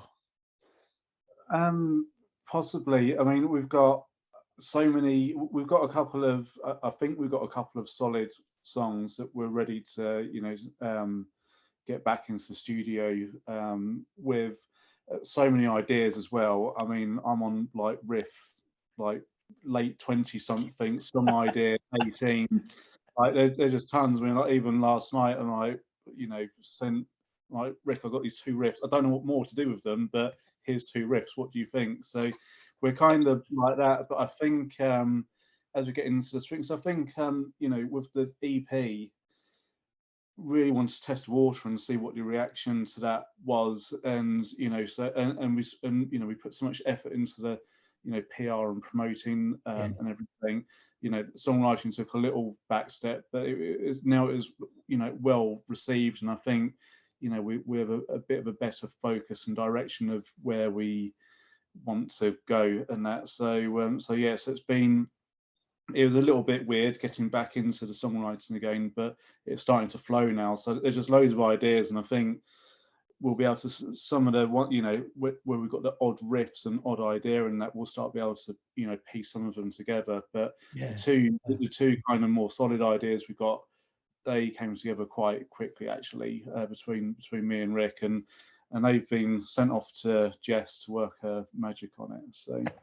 Yeah, and the other exciting thing actually that's also happened since, and will be really quite cool for this for the next set of work we're doing, is we've got an amazing new drummer as well. We've got Andreas, who's also joined the band since, so it's going to be quite fun and exciting to see what he also adds into the songwriting this time round. See, he wasn't part of the band when we recorded the last stuff, so it's gonna be awesome to see kind of what he brings to the band, and getting his influence in there. It's gonna be awesome. A new dynamic into the sound. It's gonna it may affect the way that you go. It's an interesting thing to explore, isn't it, when you get new people coming into the band? Yeah, definitely. Right. Yeah, definitely. He completely killed all the material at our first practice session, because we hadn't rehearsed properly as a band for ages, and he come in and probably played the songs better than we did. He was so good, but he's he can drum, he can play quite a lot of different genres and some weird stuff and that, and so I think when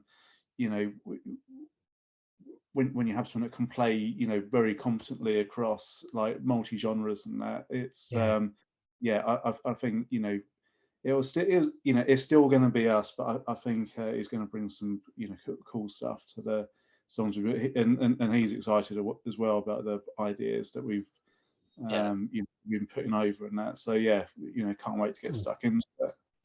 Yeah, no, that sounds good. It sounds really good. Well, I can't wait to hear the new stuff, especially with the new drummer, and I look forward to hearing what you've got to come out the rest of the year. Hopefully, at some point, I may be able to come and see you live, depending on where you're playing and that sort of thing. I'm going to try and get out and see as many of the bands I interviewed last year as I can over the next year or so. And that'd be awesome. Yeah, it'll be really good to see you guys live. I mean, the videos you've done are really good, and the songs are really good, and I'd like to see them in a live setting. It'd be really, really good to see that. Thank you very much for coming on here and for this little chat, and I hope everything goes well for you for the year. No worries. And, good luck with everything. Thanks so much for having us. Yeah, thanks for having us. Thanks very much, and it's great to see you at a gig this year. So yeah, thank you very much. Bye. Cool. Bye. Have with me Modulator ESP, Jez Creek, and hello, how you doing? Hello, I'm doing all right, thank you. Considering. So, what have you been doing since we last talked? More of the same, usually, I think. I significantly released my 100th album in November. Cool. And I'm now on 101 and have another 3 or 4 in the pipeline. Oh, that's good. That's good. That's great. I'm just working on the artwork. That always takes the longest part. Yeah. Yeah. What else? I played a few gigs since then. I mean, I played in Glastonbury in December. I played a Halloween thing. I played my usual New Year's thing. Then I got COVID. And now I'm just about recovering. And I've got a few gigs lined up for this year. Playing in March in Lincolnshire in a church, well, an ex-church called Ex-Church. And that's for a thing that I do based in Lincoln with people from there called Weird Garden. Don't know if you've ever heard of that, but no, I don't know. Kind of a little underground event series based in Lincoln. Okay. Yeah, so I'll look into that. Oh yeah, I played Weird Garden as well in December. I almost forgot. It was all very last minute. Somebody dropped out, so I filled in. I was already taking a friend of mine to play there anyway, so ended up playing there. And then doing a little pre-New Year thing just before New Year's as well. But that was just kind of more of a jam session than a proper gig. What else? Not a lot really. What's since? I mean, that's not a bad amount as it is. So, when is the 100th album's out? Yes. Yeah, I released that at the beginning of November. Okay. Probably So, November the 5th or 6th. I can't remember now. Something like that. Oh, sorry, just sneezed. Cosmic Delirium. Cool. So yes, you got some more recording to do this year, and I shall be doing the usual. I mean, my usual schedule is like every fortnight I do a radio show, Adventures in Sound. I record all of those, and the ones that I like generally get released. Cool. I try not to release all of them, so I just pick the best ones, in my opinion. So yeah, I've got a few of those lined up that I've liked over the last few months. So never short of material. Like I said, it's always the artwork and titles that's the difficult thing. Yes. Once I've got a title, then I can usually think of some artwork, and then it's just finding the right images or working out what to do. Yeah, no, I understand that. Yeah, Cosmic Delirium, I ended up using images generated with a laser synth that I've had for a while, which is kind of like, hopefully I'll get a laser at some point to use it with, but it didn't seem much point with COVID and not playing gigs. Like the old Laserium things where it's kind of like a modern version of that, so you can generate visuals and control them and change them in real time. Oh, that's cool. Yeah, so I've always liked the sort of like visual side of things. Yeah. So I remember combining the two is kind of like, then they don't have to look at me, you see. I remember going to a few sort of festival things at one time, and it was always the thing was like these laser things with different layers and colours and drawing images in the air and all this kind of stuff. Yeah, so at the moment, I just usually have them on my TV because it's got a HDMI output, so I can plug it into the TV for when I'm doing my shows. So, I mean, are you going to see if you can get onto some festival things? Just sort of better weather. I'm playing a little festival in Glastonbury in May. May. I might be playing some festivals in the summer. I don't know. We'll see. I'm doing some festivals with the band Sonic Trip Project. Yeah, I was going to ask how that was going, because it was something that you were sort of like, when we talked last time, you were saying it's something a bit different for you because it's with a proper song based rather than just being songs, tracks. There's no vocals. There's no singing. And strangely enough, since then I've actually kind of like started joining other bands on a sort of like ad hoc basis to do synth bits as a result of doing synth bits with Sonic Trip Project. So I was supposed to be playing with a band called Deviant Amps at the end of this month, but that's got put back till July. Right. I've been doing a few things with another band called Spaced Ogs, and I'll no doubt be joining them if I'm at the same place and they're at the same place, you know. It was really nice. When I played at the Cosmas, the Cosfest Christmas party thing, right? I ended up playing with Deviant Amps with a guy called Seaweed. Do you know Osric Tentacles at all? Oh yes, I remember. He used to be one of their synth players in the 90s. And Oh, I'm a right. big fan of that, and I've played with him, which is really cool. I remember seeing Osric Tentacles. Where was it? It was Finsbury Park Acid Days concert festival, which he had the Pink Fairies and Hawkwind were there, and Doctor and the Medics, and when was that? Oh, I can't remember when that was. I know. Anyway, I know that the band that everyone wanted to see was Pop Will Eat Itself, who were on there.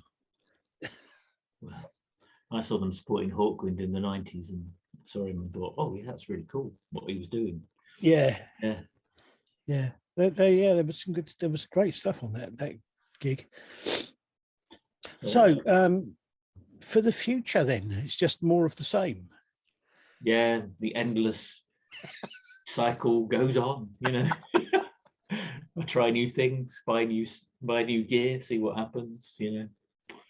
Try new combinations of old gear. Yeah, so I mean, I've got a kind of collaboration with a guy in Norway that I know. So kind of like just starting. He came over and played Awakenings, which was a thing that I was involved in organising. Like 2008 to 2012, and we did a session where I joined him. I took my VCS3, which is the old Radiophonic Workshop synth with the joystick and the patch matrix and everything like that, and he was doing like sequencing and stuff. And we did a track together where it was just sequences and VCS3, and it came out really well. So we've decided to do an album the same. Cool. So he's got some really old modular synth modules that he's going to use for the sequencing, and I'm going to use my VCS3 for the sort of backgrounding. It's kind of quite minimal, really, and we're kind of thinking about maybe like having some drums and making it a bit more techno-ish in a very sort of like Berlin school kind of way. It's quite interesting the amount of people I know who are into kind of like synths and tech stuff and that sort of thing, and they spend all this time buying all this new stuff, and then really after a while they just want to go back to kind of like the old sort of sounds that they used to use when they first started. Yeah, well, kind of, the older equipment. Somebody I know is actually sort of like put a thing online a few weeks ago saying that he's negotiating with someone to buy one of the original Prophet keyboards. Sort of like. I had a Prophet 5 for a while. It was quite nice, but it was very heavy, and I just got worried about it breaking because it was just so fragile. Yeah. So I sold it, and yeah, I kind of like got a mixture of old and new stuff. I like a combination, really. Yeah. Yeah.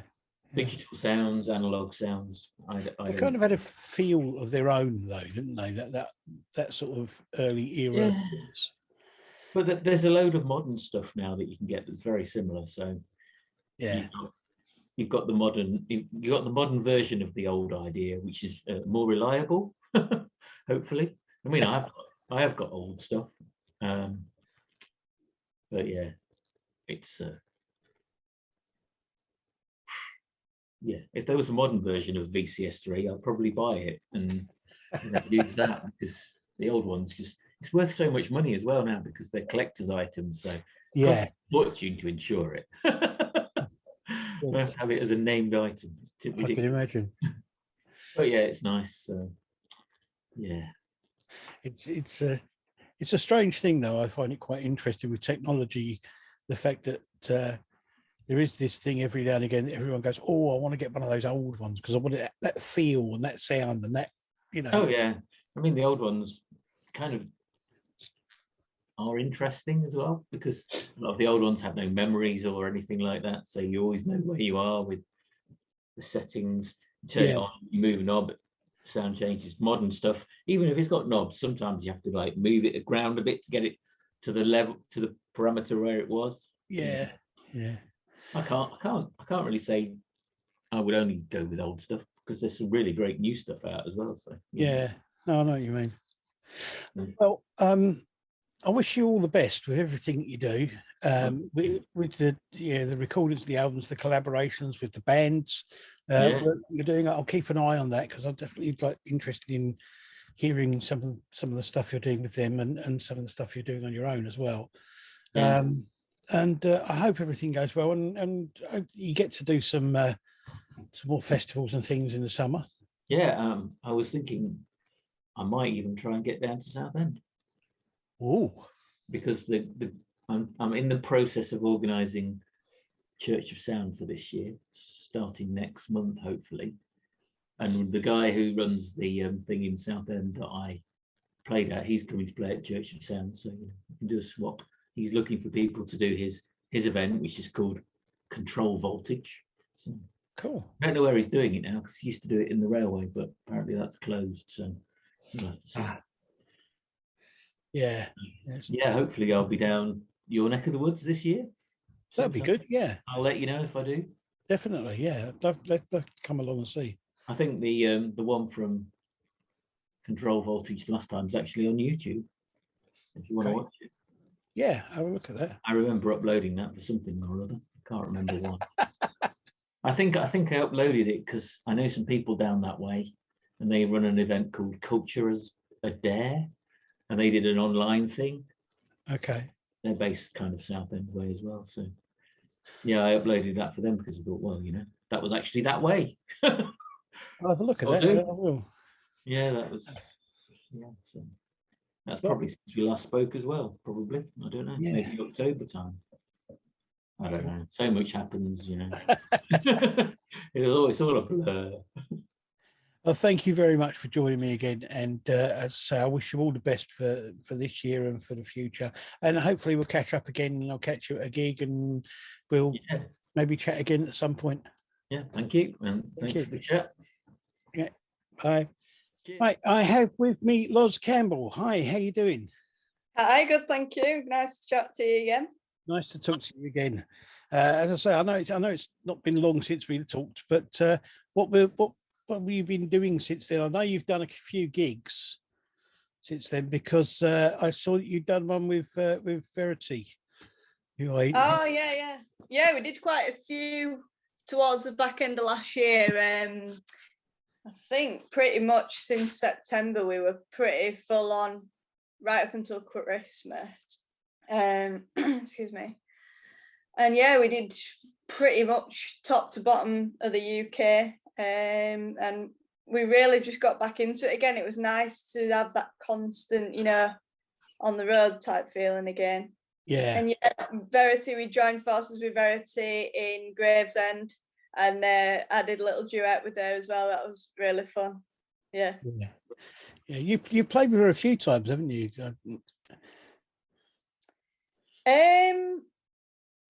I think we played together quite a few years ago, but we never spoke. Oh, right. I got the feeling that you knew each other. That was all. It was just a. Yeah, well, we've chatted quite a bit online over, the lockdown period, and kind of got to know each other. And then, we sort of said, shall we do a duet together? And that's how it came about. So, yeah. Cool. So, I mean, yeah, it's nice to see that people have been able to get out there and do gigs again and start playing out there again and that sort of thing. So, what have you got planned for the new year for 2022? Lots actually. So we have literally come back from the studio. Last week we were down in Warwickshire, and we recorded the new single, which is called Bad Girl, which will be out on the 21st of Feb. Cool. And we had a whale of a time, as driver Brad, he came down with us as well and sort of ferrying us to and from the studio, and we just had a really good time. We made it almost like a holiday, so it was really nice and relaxed, and a great week. And then when we finished there on the Thursday, we went to London and we did a photo shoot for the single, and a couple of band press shots, and I had my first Guinness, which was lovely. And then we headed back up north when we did the music video for the single on Sunday, and that was really good. It's the first time I've actually had extras in my video, and I think we had between maybe 20 and 30 there. It's all a bit of a blur. I was very tired by that point, but I can't thank everybody enough, because the video wouldn't have been, what it's going to be without the extras being there. All I say is lots of fire, lots of motorbikes, lots of rock and roll. That is literally it. That sounds really good. That does sound really good. So, I mean, for the you got, apart from the single, have you got other releases or other things planned for the new year, during the year in the way of releasing new music? Release wise, it is all focused currently on the Bad Girl single. A lot of time and money's gone into that.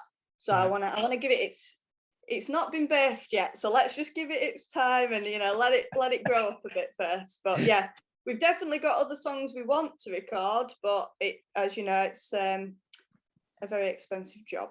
So yeah. What about gigs? Is there a plan to do a sort of tour or after the single comes out? Yeah, I can't say much about that. There is going to be something announced very soon.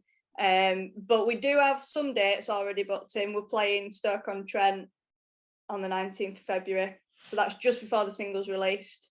I don't know whether we might play the single that night. I'm not sure yet. It depends if I'm allowed to. Play a little clip of it. Yeah, maybe just 1 second of it, yeah. And then, yeah, we're pretty much going all over the shop after that. We will be back down in Camden. That's to be announced. And Manchester, and this is sort of like over the course of from February to May. We're doing the Corporation in Sheffield in May as well. So I'd say if you want to catch any of the dates, it's best to probably visit the website or my Facebook page. Yeah, because my memory is not that good. Well, no, I mean, as the year goes on, I'm sure there'll be more stuff coming in, and as we get through to sort of like spring and summer, you'll get the festival things coming up, and I'm sure you'll be playing some of those. Yeah, well, we've already got a few booked in. Again, I can't really say much about the unannounced ones, but I know Wildfire has been announced, and we're already got a site set on that. We're really looking forward to that. Oh, that's really good. Yeah, we've never played Scotland, so that should be good. Oh, cool. I'm glad to hear you got things going on and that it's sort of coming together. And hopefully the single will do well, and the tours the gigs will do really well for you as well. Thank you. I look forward to hearing the single and to seeing more later, maybe later in the year, seeing more releases, and hopefully at some point maybe getting to come to see you finally. Yeah, definitely. You're London based, aren't you? So Yeah. we'll definitely be down there. I can say that for sure.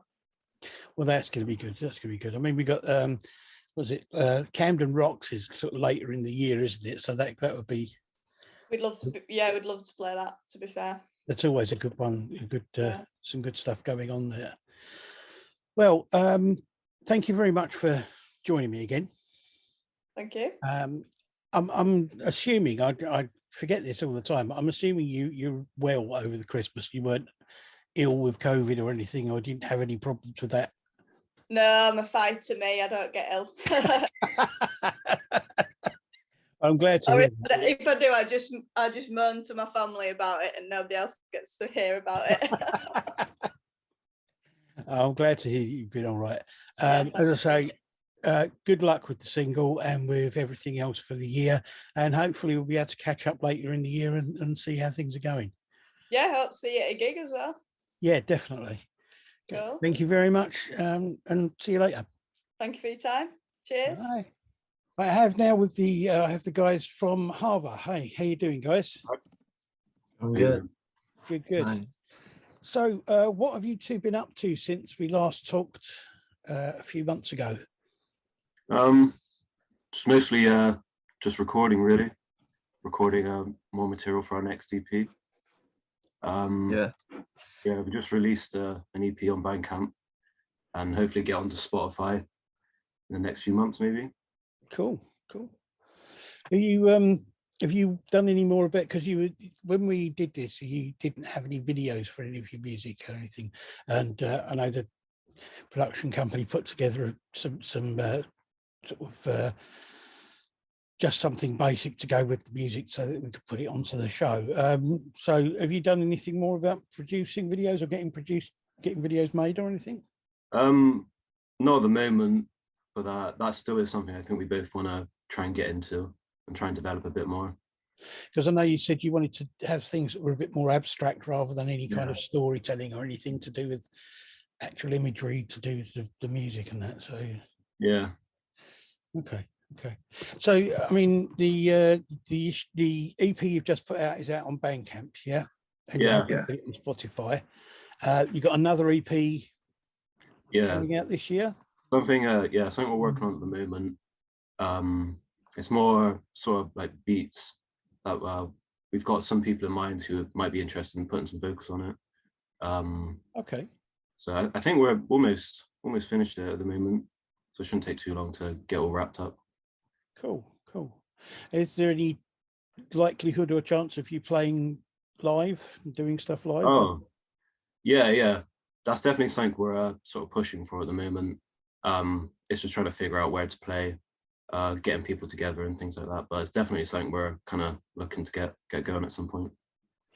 I mean, are there any specific sort of, I mean, I know there are some festivals and that sort of thing, but the kind of music you make, I'm not sure where that fits in really. It's kind of one of these things that's not really, I don't know what genre it would come under, so I don't know where it would fit in. And I mean, there are festivals that do sort of like electronic music and that kind of stuff, so I don't know if it would fit there. I think we'd probably do anything really, anywhere that would take us.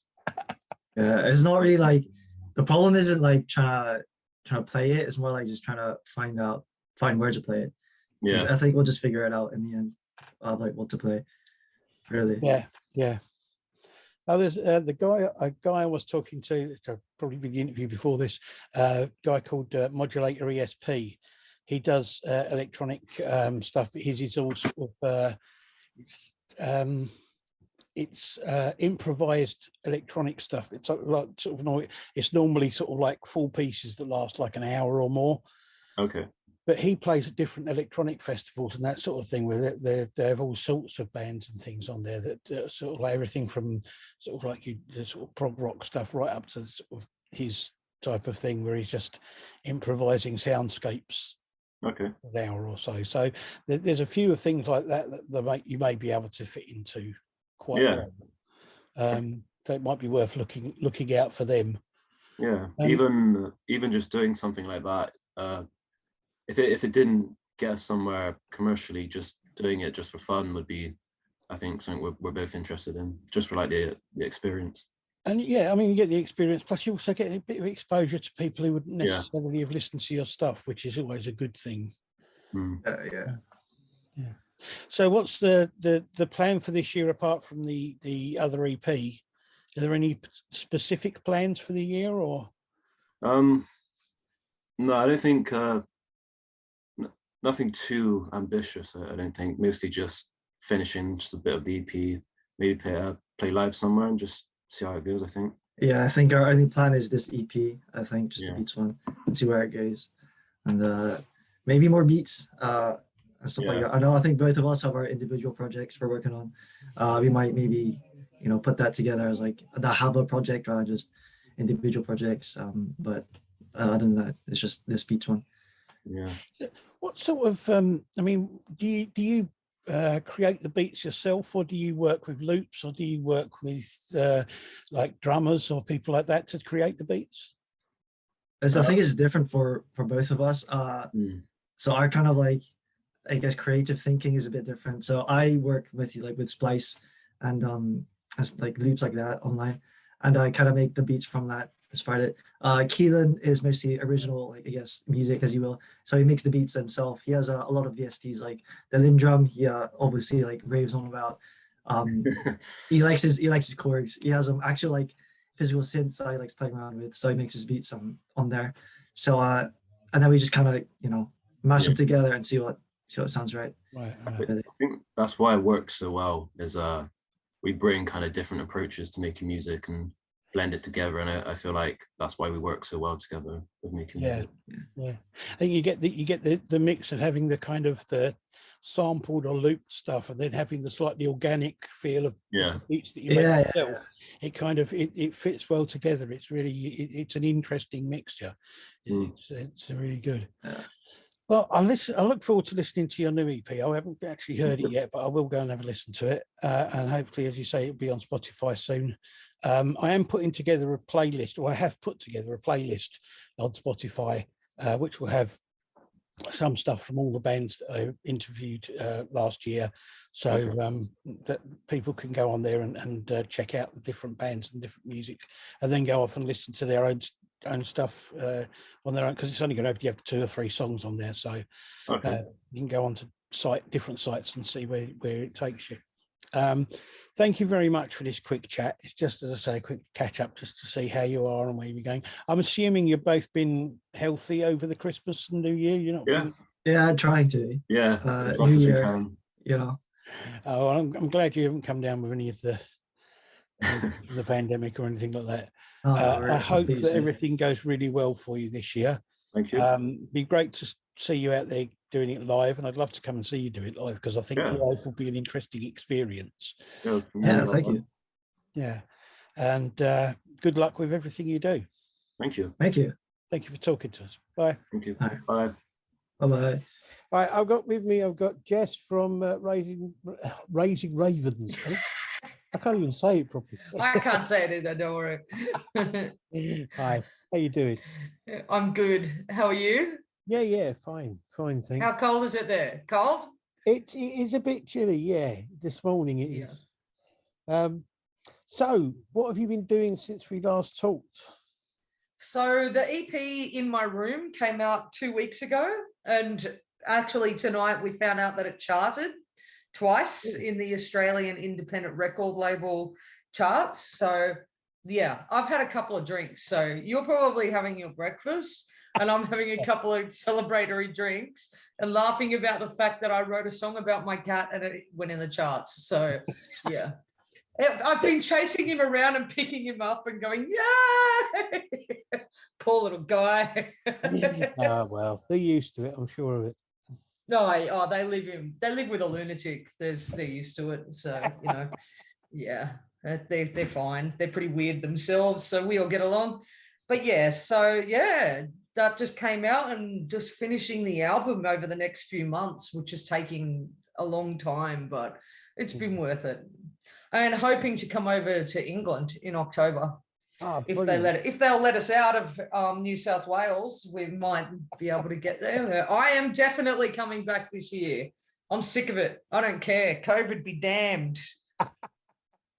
Yeah. So make sure you fill out your forms properly. We don't want another Djokovic. No, I don't care. Nuke me 100 times. You can I've done that much damage to myself over the years that I don't care. I'm like, whatever, you know. Yeah. Anyway, everyone can do what they want, whatever. Have you managed to get out and do any gigs at all? I don't know what the situation has been as far as that goes over there.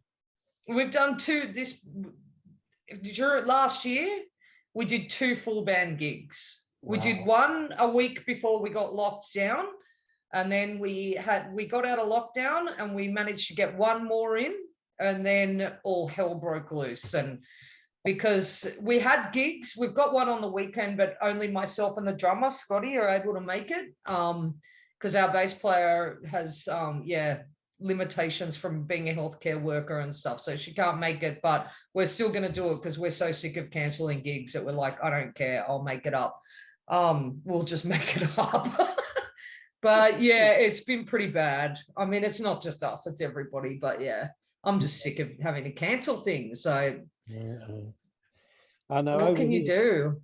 Over here, they're kind of relaxing everything again, and I don't know. I'm not sure if it's the right thing to do at the moment, but hey. Yeah, same. Yeah, well, that's what they did here. They relaxed everything too quickly, and then couldn't keep it under control. And nobody wants to stay in lockdown, but they just got rid of everything. And then we can't even get rapid antigen tests here.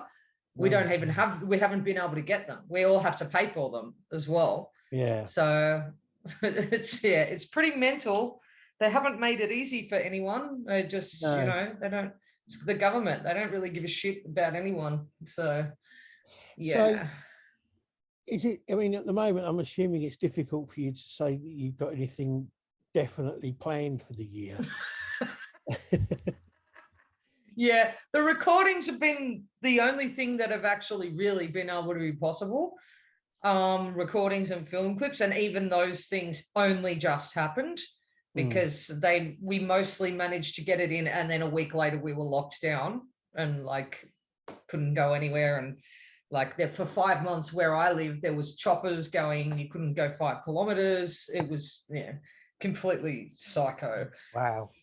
So, I mean, we've got one more gig in April, and I'm not booking anything until I know what's going on. I think everybody's just worn out from having to change things. It's hard enough as it is, but, the gig on this weekend, we've rebooked 4 times. And even now, only 2 of us can make it. Yeah, wow. That's crazy. It is. It's really just so psycho, but it's all good. Life could be worse. Yeah. I'm sure it's worse for a lot of people, but Well, I mean, it'll be nice to see you over here if you manage to make it over here for later in the year. I'm thinking that summer is going to be a lot easier for doing gigs because of the fact that you can do all the open air stuff. Except that it's winter here, and if it's winter, there's problems, then I can't get back home. So that's why I've been watching the pattern, and worldwide it seems that October is the late September and October seems to be the only window where everything doesn't go horrendously wrong. So yeah, I think it's going to be October. Well, yeah. I'll be coming over for sure. I mean, as long as I can get out, as long as they let us out of our penal colony, but The one thing you worry about is whether they let you back in. Yeah, well, there's that. I'm sure I'll make the most of it. Get stuck in the UK for the next year. Oh God! Actually, I could probably handle it. I would miss my mother and my pets, but yeah. And I would be broke as well because I'd lose my job, but it's probably worth it. I'm sure you could make it's totally worth it. You could make some money busking. Yay! I get to catch some nice COVID-y coins. Yeah. Throw me a pestilence. So the the album, I would say you're working on the album at the moment. When are you hoping to have that out? I'm not sure. Again, it depends on, how things go, because I really want to be able to tour with it. I don't want to just put it out and then not be able to tour for 6 months. So it depends, but I'm hoping for either October or November this year. Yeah, I'm going to wait. It's just too, again, it's too unpredictable. It's okay. We've still got work to do and stuff. So yeah, nearly there. 3 more songs to go. That's cool. That's really cool. Yeah. No, I mean, I like the stuff I've heard. The new stuff. It sounds really good. It's Thank you. And it's mind you, I like your stuff anyway. I think it's just you've got a great sound, and it works. Well, you're talking to me, so yeah. You're talking to me at what is it, like 9 a.m. or something? Yeah, it's 9 a.m. here. Yeah. Oh God, it's morning, and I'm having a celebratory Pinot. Hey, these things happen. It's quite bizarre. They do a lot. God, it's Monday night, man. If you can't celebrate when your music gets in the charts, then when can you? Oh, I absolutely. I so agree with you. Yeah, I believe in celebrating. I like to celebrate when other people win and as well. So, Cool. Yes. Well, I wish you all the best with everything for the year.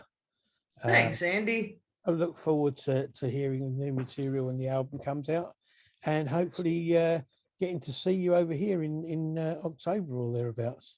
I hope so. Message me your address. I'll send you a T-shirt.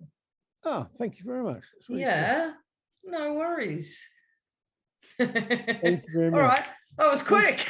It was. Took us 3 weeks to have an 8-minute chat. Bloody hell, man. I'm sorry.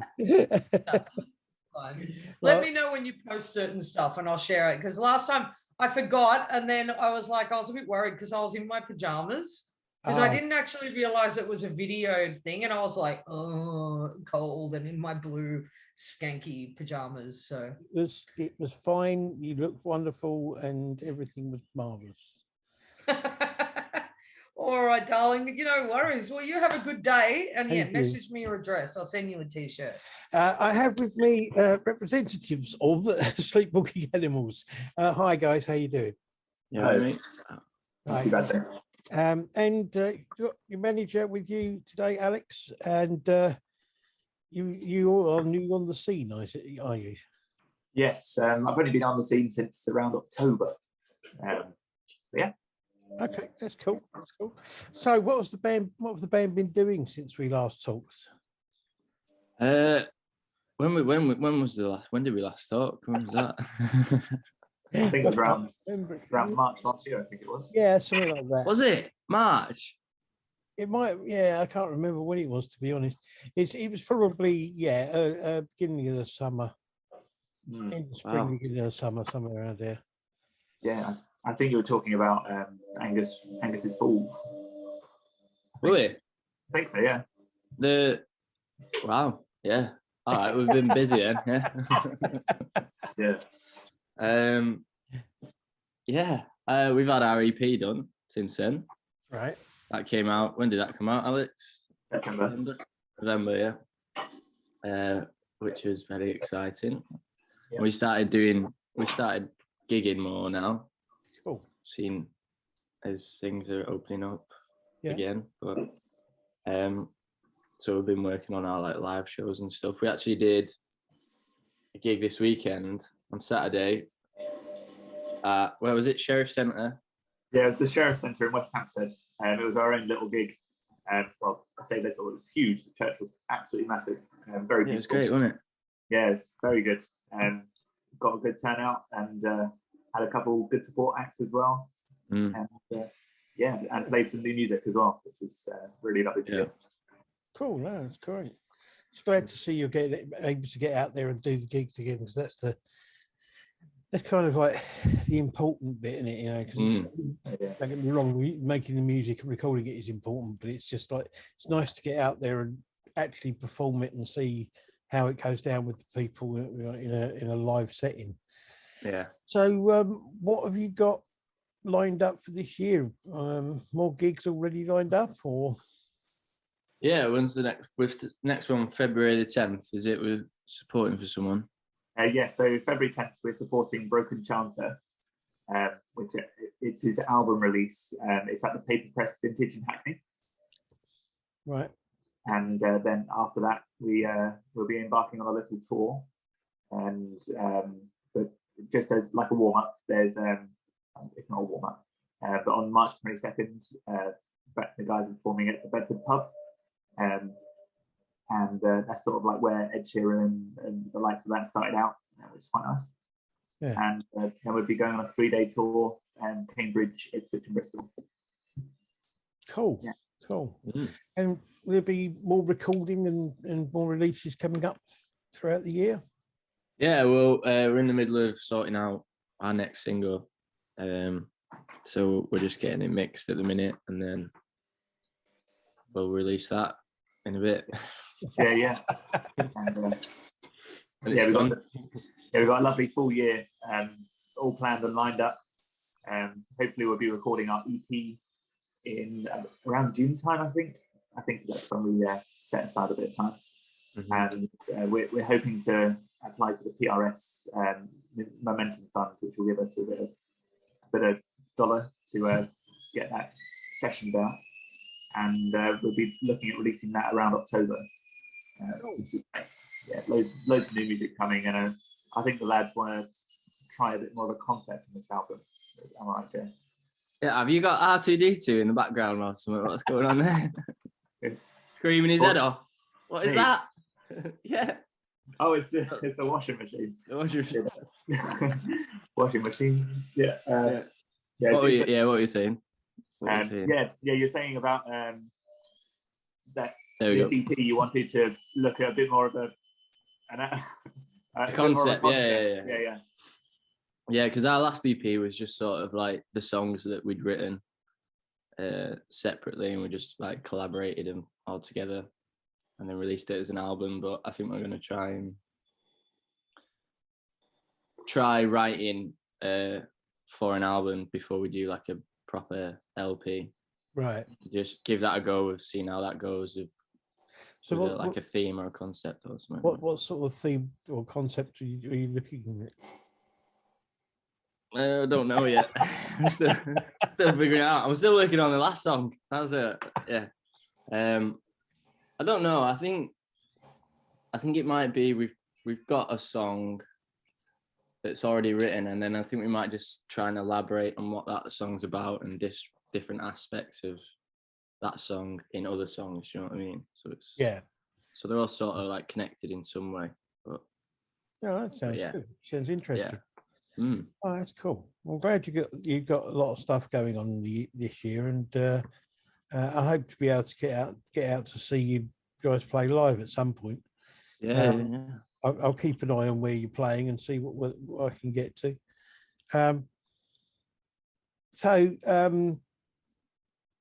You got any festivals or anything lined up for the summer, or are you leaving that until a bit nearer the time? Well, I mean, it's quite difficult because we've got a load of successful actors in our band, so they're all doing great acting jobs over summer. So, but yeah, we'll see if we can work it out with some schedules. But I think we might just focus on the songwriting this year. Okay, that's fair enough. That sounds good. Working on some albums. Yeah. No, cool.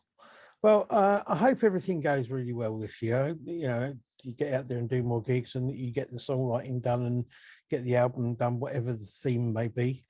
I look forward to hearing new music and seeing more from you. Thank you very much for this quick chat. It's just, as I say, a quick catch up just to see how you guys are doing. And I hope everything goes really well for you. Thank you very much. Cheers, mate. Thank you. Thanks. Nice one.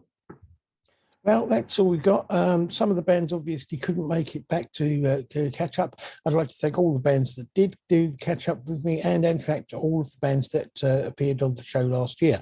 We've got another full season this year with different types of bands again, and hopefully some that you will know, some that you won't, and maybe you'll catch up with. Check out all of the episodes from last season and the episodes from this season as they go up. And I'll be back next time.